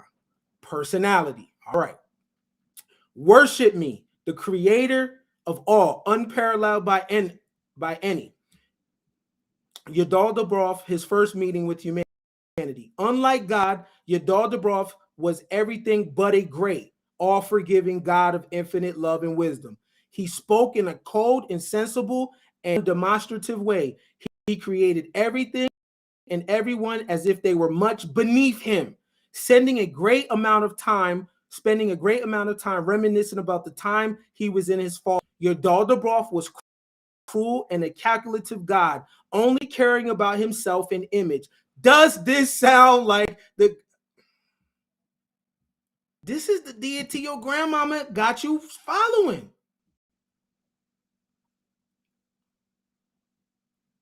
This is the deity that your grandmama and them got you following. She didn't know that this was a demiurge. It's crazy. Like when you think about the actual matrix, what we're actually in, like for real, what is what, yo? Really, what is what? When I said up is down, that's true. Like, what is what?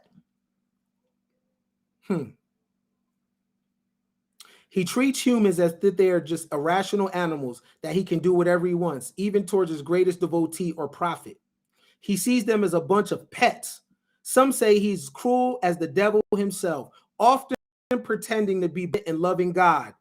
Come on now, this is what we be serving. Oh, God is love. God is this. Then why ain't no love on the planet? Where is the love? I don't see love. This is all cruelty. And if we're being honest, when we go through the stories, it's these people get destroyed, those people get destroyed. Bow down, tell them I am sent you. I'm a cursed Pharaoh's children.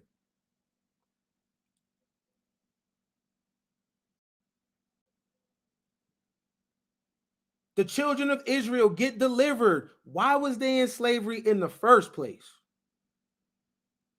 How about that? Why did we have to go through that? For what? Oh, God is testing you. For what? You already know the answer, so why do I gotta? Aren't you all knowing and omnipresent? You know that this shit is gonna make me cry. Who is this test for? Yeah, I'm trying to see, you know what I mean? But don't you already know that I fail? Yeah, but still. Come on, man. You open up your minds, man. This is the same mythology as Zeus and Athena and Dionysus. The difference is we have created gospel music with it. And we have sung Negro spirituals with it. So therefore, we think that this stuff is actually real. You know why? Is because if we are so-called descendants of slaves, we don't know nothing else. We just started reading.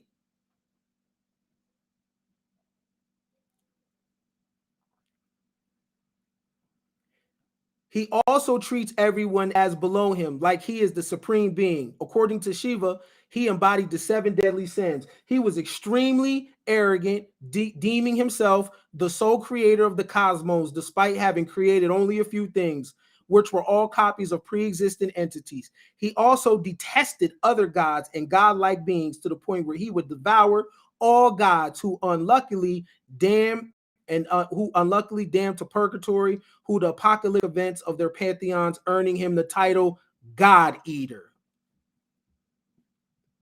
Well, it's one of the 10 commandments. You better not serve no us but me.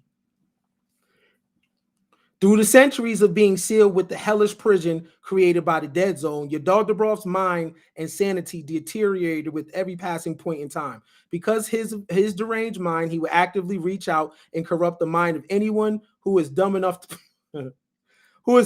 pray to him, slowly twisting their desire, turning even the most honorable of heroes into the most degenerative villains. It was said that because he was never experienced the true act of creation like he wanted, he had vowed to become the destroyer, annihilate the creations of God, from the smallest atoms to the most gargantuous of galaxies.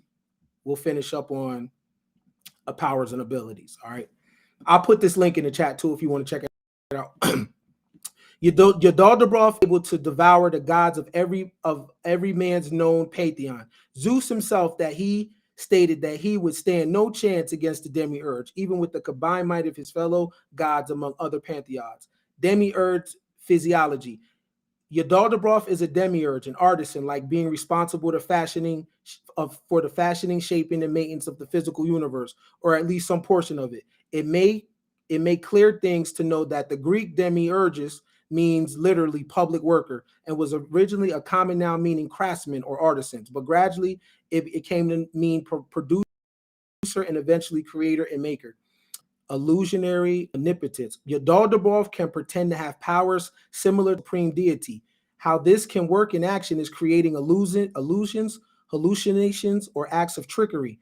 Possesses the ability that can make appear cosmic or godlike to prove the lie. The power is below logic, so anyone detect the truth logic behind them can see their true form. All you have to do is apply reason to these stories, and you see it does not add up. If nothing new is under the sun, then all the magical things that was happening at this particular time, people would also do now. It doesn't add up. anti-God. Yaldabaoth exists as the shadow of God, personifying the darkness of the God being. It is the empty shell that is left in the absence of his presence. Yaldabaoth is a dark reflection of creation and that which is above it, being below all, just as one above all exists above all.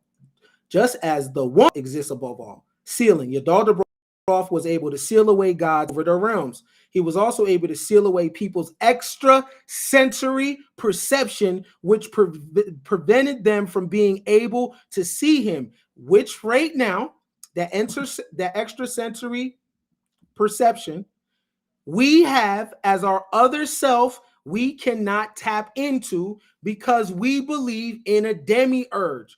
So we may have healing abilities.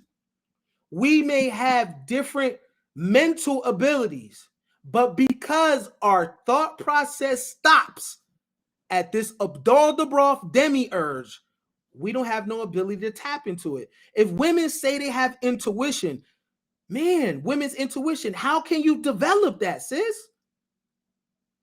You think it's witchcraft if you do. Notice, all things that will give you more power for yourself is evil. Astrology, no, that's evil.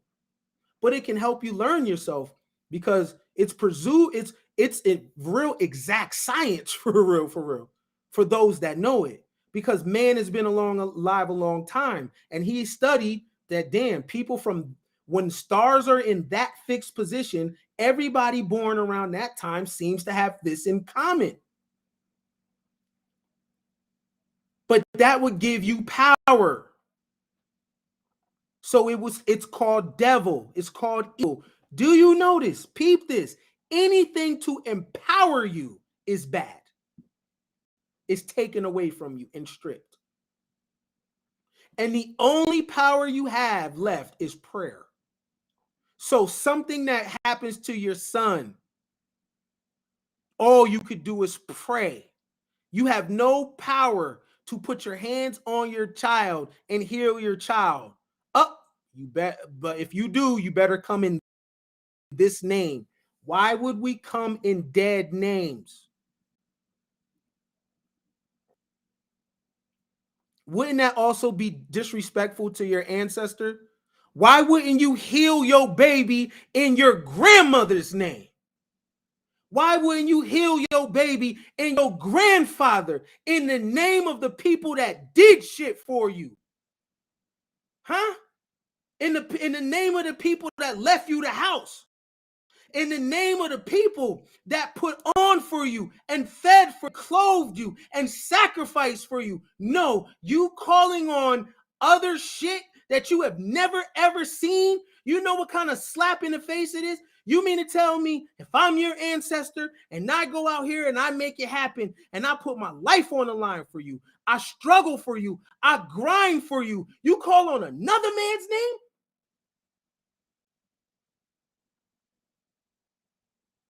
But you seen your granny, what she did for the family.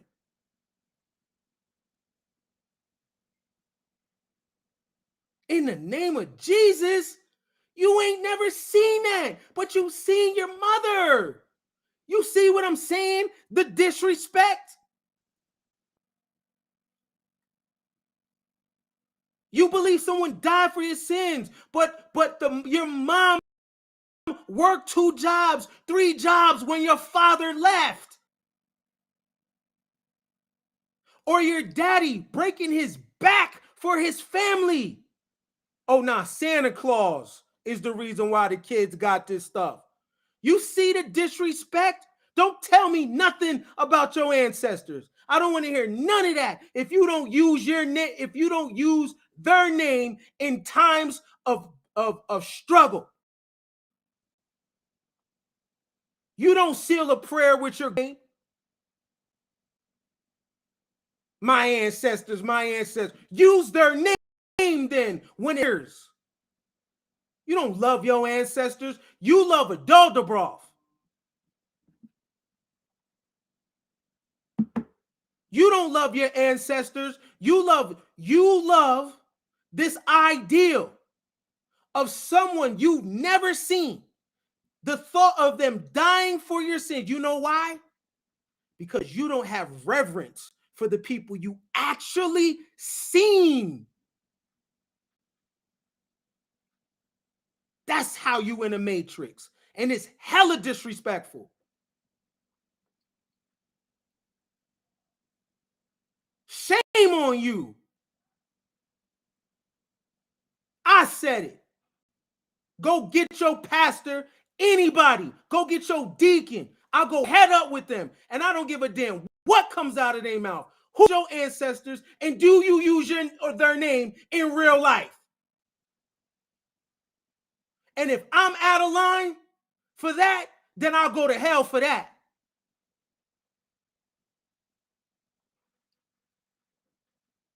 Tuh.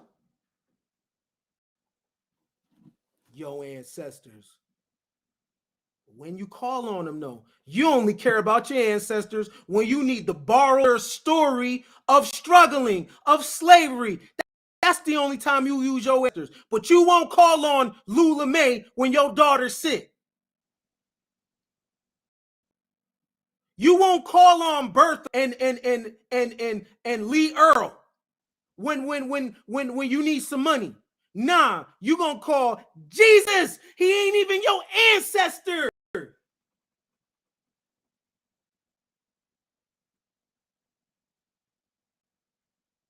You hella disrespectful.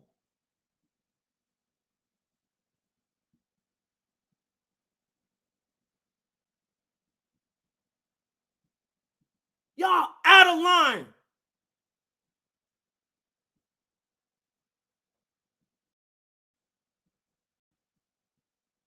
You'll believe in a bunch of crazy shit, but you won't believe in that man and that woman that got up and they bust their ass every day so your brothers and sisters have food. You won't believe in that though. Oh God. Y'all, ooh. Huh. Talk to me about no ancestors. Y'all ain't right.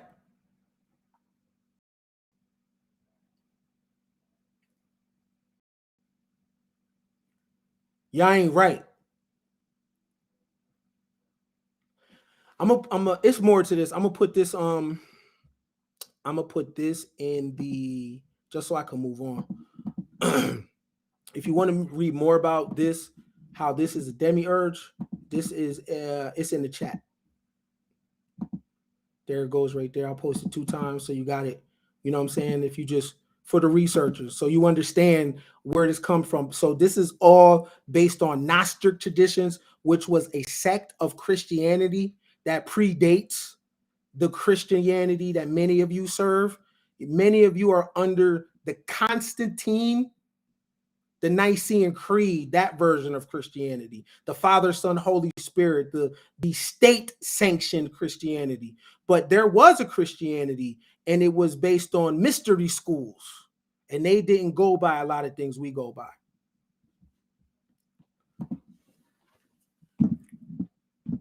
So it's in the chat if you want to check it out.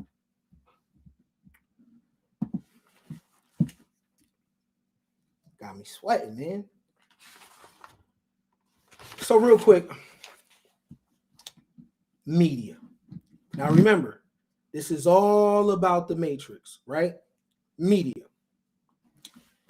The media, well, the Medes are from Media. The city of Media was located in northwest Iran. This is the Median Empire. Okay? Got that? The Medes had a priesthood called the Magi or Magi, whatever. All right? So this is the empire of the Medes. Media, this is where it comes from. All right? That's where it comes from. In the Bible, the so-called 3 wise men that came to visit baby Jesus were the Magi. They were a priesthood from the Medes. Here's a good book about the Magi if you want to get deeper into it. The Book of Magi, Lore, Prayers, and Spellcraft of the 3 Holy Kings. There you go. There goes a source for you if you want to learn more about the Magi. Okay? There it is right there. Screenshot that. Now, Magi, etymology, skilled magicians, astrologers, right? Magus, magician, learned magician, okay? A word used for the Persian learned and priestly class as portrayed in the Bible. The Magi are magicians. Magic, art of influencing or predicting events and producing marvels using hidden natural forces. Natural art, supernatural art, especially the art of controlling the actions of spiritual or superhuman beings. Magic, magical, all right? This is where it comes from the word magi. Magi or magi, magician, magic. It comes from this priesthood. This is why language is so funny. Things we're saying is from another time period. It's super, super tricky. Right?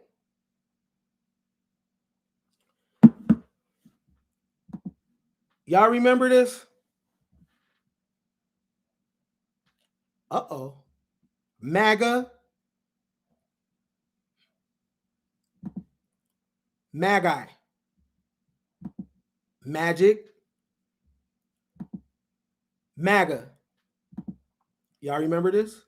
Y'all remember this hat?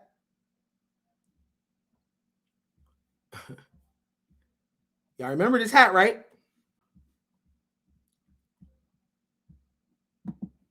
Oh, now no one remember this hat. Y'all was crying about it. Y'all remember this hat, right? Now, didn't Donald Trump have an issue with what? The media, right? Yes? Okay, hold on. Let me walk you back. This is media. It was in northwestern Iran. Okay? The word magic comes from magi or magi, skilled magicians and astrologers. So they're good with that spell work. But do y'all remember this, though? The MAGA hat. What does MAGA mean? Around Christmas, we hear about the wise men of the East, also known as the Magi or magicians, who followed a star to Bethlehem to pay their respects to the infant Jesus. With them, frankincense and as presents. Let us look up the dictionary, Magus, basically a number of hereditary priestly class among the ancient Medes and Persians. Okay, so the Magi are priests, but they're magicians, all right?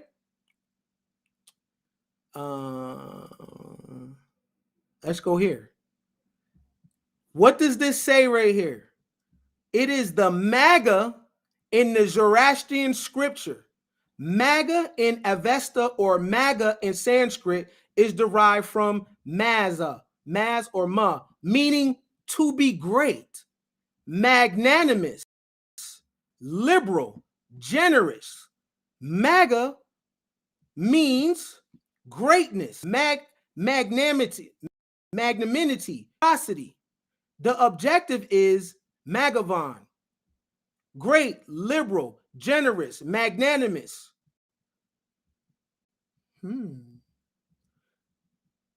Interesting. Trump had a problem with the media. MAGA actually means something.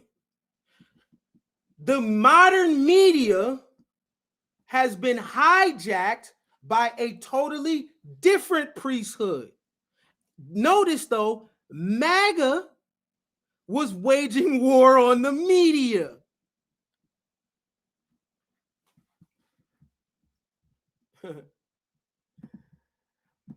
There's a different priesthood that is in charge of the media. This is Edward Barnay's book, Propaganda.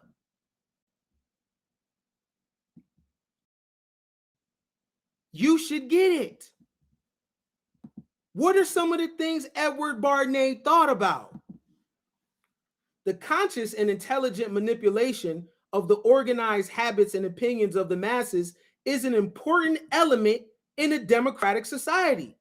Those who manipulate this unseen mechanism of society constitute an invisible government, which is the true ruling power of our country. Huh? This was going to war with that. Interesting how things come together. What else did Mr. Barnay say? We are governed, our minds are molded, our ideals our tastes form, our ideals suggested. So again, when I say, are you living in the real world? Are you? Are you living in the real world? For real? We are governed, our minds are molded, our taste formed, our ideals suggested. Man, you don't even know why you like that chick, bro. You don't even know why you like that kind of guy, sis. That's not even what you like. You know why? Because your tastes have been formed by the new priesthood.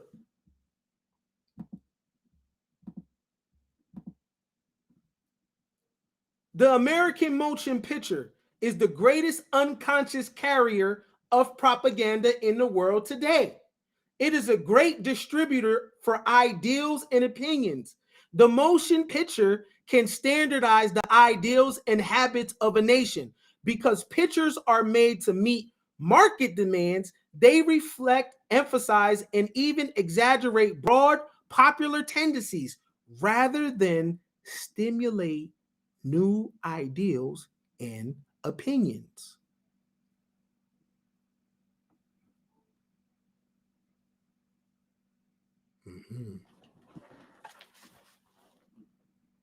You know why? Because in the media matrix, people don't have this. Critical thinking skills. This is not what goes on in a person's head.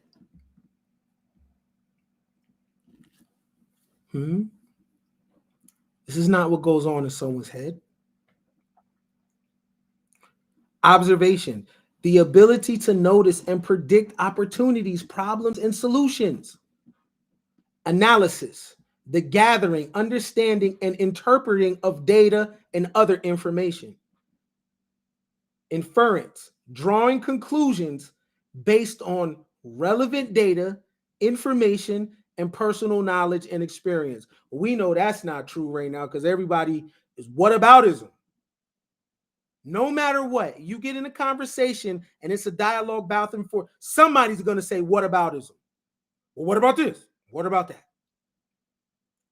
They're not going to draw conclusions based on relevant data. 4, communication, sharing and receiving information with others verbally, non-verbally, and in writing. 5, problem solving, the process of gathering, analyzing, and communicating information to identify and troubleshoot solutions. This is all very important, y'all, because this is the third matrix, the media matrix. The media tells you what to think about other people. You don't like somebody because the media said not to like it. Not only people, but issues. And then they have a panel of experts. And because they said it, this is how you filter your reality. So when I say that you have not thought an original thought yet, I'm not lying, because you haven't thought past music, ministry, and media. First, we don't know what words mean. Secondly, we were raised in the Board of Education. It's agreed upon what we learn. It's agreed upon what we see. And then we get lazy and we stop becoming seekers because we got to go to work. So we are having children and they are the same exact way.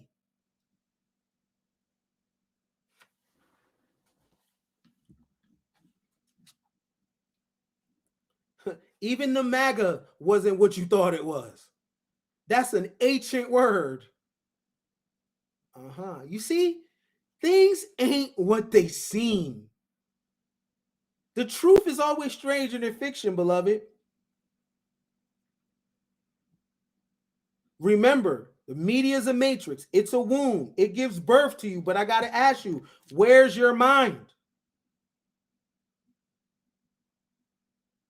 Do you want the ability to use your own mind? Do you want the ability to define this life on your own terms and what it looks like for you and yours? Do you want to keep talking about talking points and statistics? It's your mind. It's your life. You don't have to be in the matrix. It's fear why you think what you think. Because if you put that thought down, then what do you have? You have wrapped your identity around some of these ideals.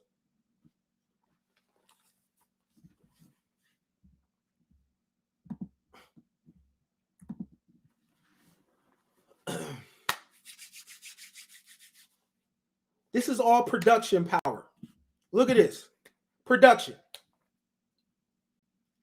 Millions of us sit and watch it. It's a production. It's being produced.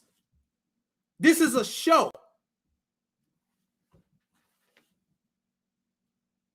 The world is nothing but a stage.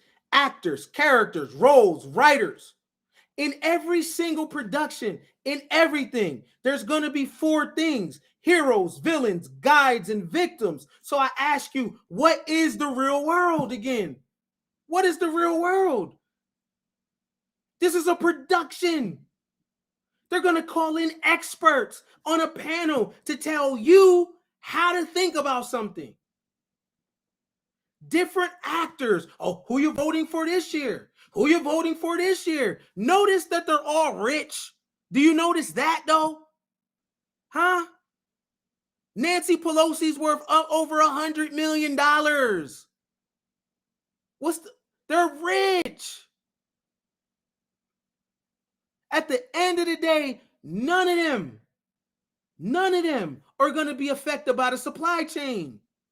So why be heavily invested in the global stage when we got these little children around us, when we got people around us trying to love on us, trying to care, and you ain't the most easiest person to love, and they haven't left you, but you focus on the world stage? This is what you care about?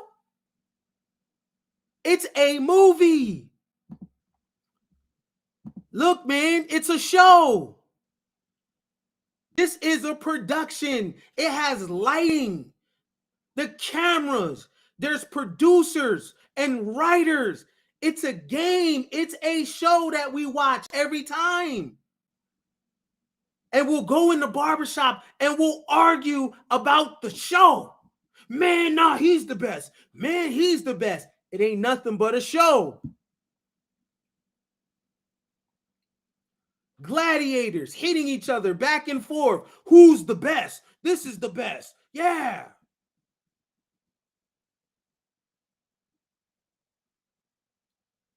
It's nothing but a show. This is football. It's just different actors, man. Same thing. Actors. Snow White, same thing. A lot of you women get your princess complex from this. It's a movie. I want a knight in shining armor. Man, get your ass up, sis, and go do something for yourself. What are you talking about?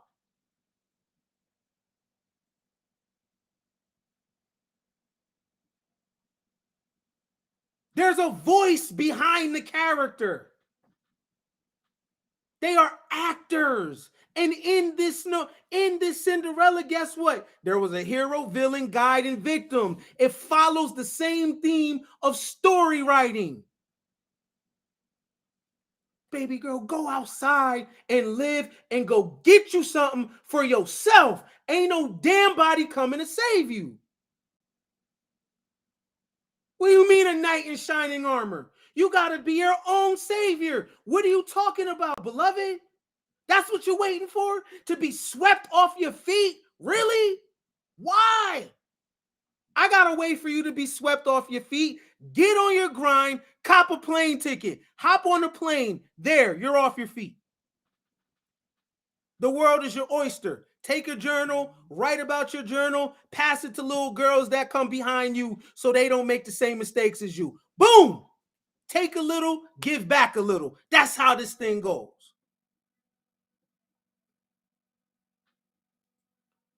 You want to be swept off your feet? Sis, get on your grind, hop on a cruise ship. There you are. You're off your feet.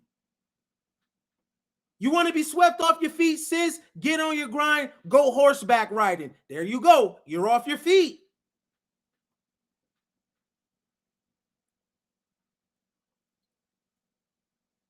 What you talking about, sis? What you talking about, beloved? This is the Matrix.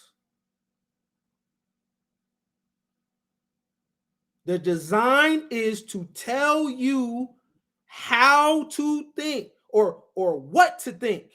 They tell you what to think, what to feel. They give you scenarios of other people's relationships, and then they frame it and say, no, it's this, and you take it on.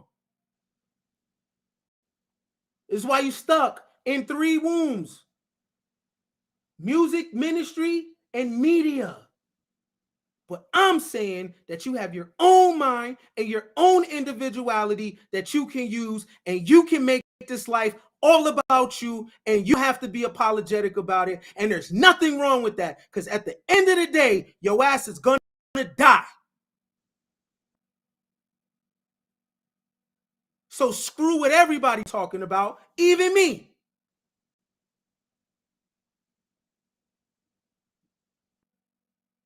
I ain't got nothing for you but a mirror. Here, take that. I ain't your teacher. I ain't your savior. I ain't none of that. I got a mirror for you. Here, look at that. Call me tomorrow. I ain't got the answers for you. I got a mirror. That's what I do. Hand out mirrors. Hey, look at that. Check that out. I can show you the most beautiful thing that ever exists. Here's a mirror. Check that out. What you think about that? I ain't got nothing else for you, beloved.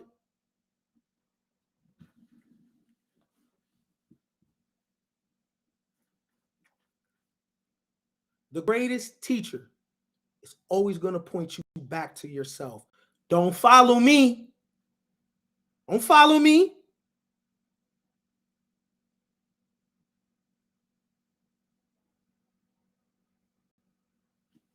That's your problem now.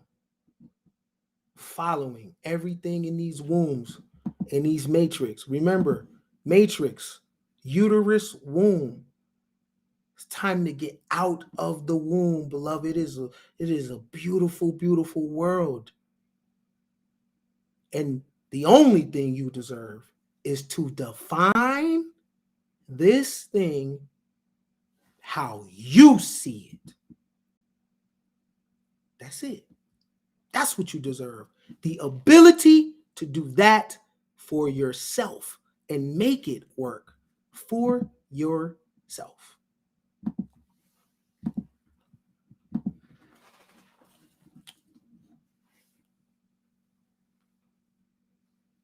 The only world that's real is you. The ministry world, that ain't real. The music world, opening, closing timelines, it ain't real. The media world, it ain't real. You have to create your own traditions, be your own savior, your own God, write your own story. You have access to a pen and a paper like everybody else. If you don't pick up the pen and write your own story, someone's going to write you in theirs. And then you're going to be a character playing a role in life, not knowing if this is the career for you, not knowing if this is the man for you or the woman for you. Do you even want children? Do you even want to do that? Do you even want your hair like that? Do you even want to drive that car? Do you even want to live in that city? Do you even want them friends? You don't even know. You know why? It's because you never wrote your own shit. It's written for you. That's why you've done things that you're supposed to do. What does it look like to my friends, to my mom? Who cares? It's only one person in the casket. Here's a pen, here's a paper. Have at it, beloved. Everyone else is writing the matrix. Why you don't write yours? What's the worst going to happen? You're going to die anyway. At the end of the day, if you're wrong, the same thing that's going to happen to you if you were right. Die. What do you got to lose? If you try something new, I promise you, the life of the Matrix, it'll still be there for you. You ain't going to miss out on nothing. Try it for 6 months. Take a pen, take a paper, start putting your life down right here and see what happens. If it doesn't work, just go back to your old life. So what's real? Are we even having this conversation? We're in the Matrix. Am I real? Did this even happen? Did this conversation even happen today? I don't even know. Biggest game, it's like, remember we was all back in high school? Some of you may be still in high school or whatever, but follow me. We had the regular class and then you had honors class. And I feel like Ken Billion's game is nothing but honors class. Everything that you learned in life and been through in life, or whatever he's talking about at that certain time, and, point of reference, game for guys. Everybody learned game from somebody and this and that, and it's all over the place. But once I listened to Game for Guys, it was like being in an honors class. Ken is a brilliant guy. I still listen to him to this day. Listen to him almost every other day. And I stay studying, and if I look at his video and he's giving us homework, I'm gonna look through that video. I'm gonna write my notes down. I'm gonna do my homework. Then I'm gonna watch the next video. I mean, you just can't get enough of the game and the knowledge that this brother brings to you. He's allowed me to look back into history, my own history. I found out about black people that I never even knew about, black millionaires and people like that. Recently, I learned about the reticular activating system, and that's something that I'm studying up on as we speak, which I plan on reprogramming myself. You know what I'm saying? So overall, the Ken Billion's game has done a lot for me. It's allowed me to elevate as a man, as a father. It just allowed me to be more excited about life and not be in the program of being oppressed.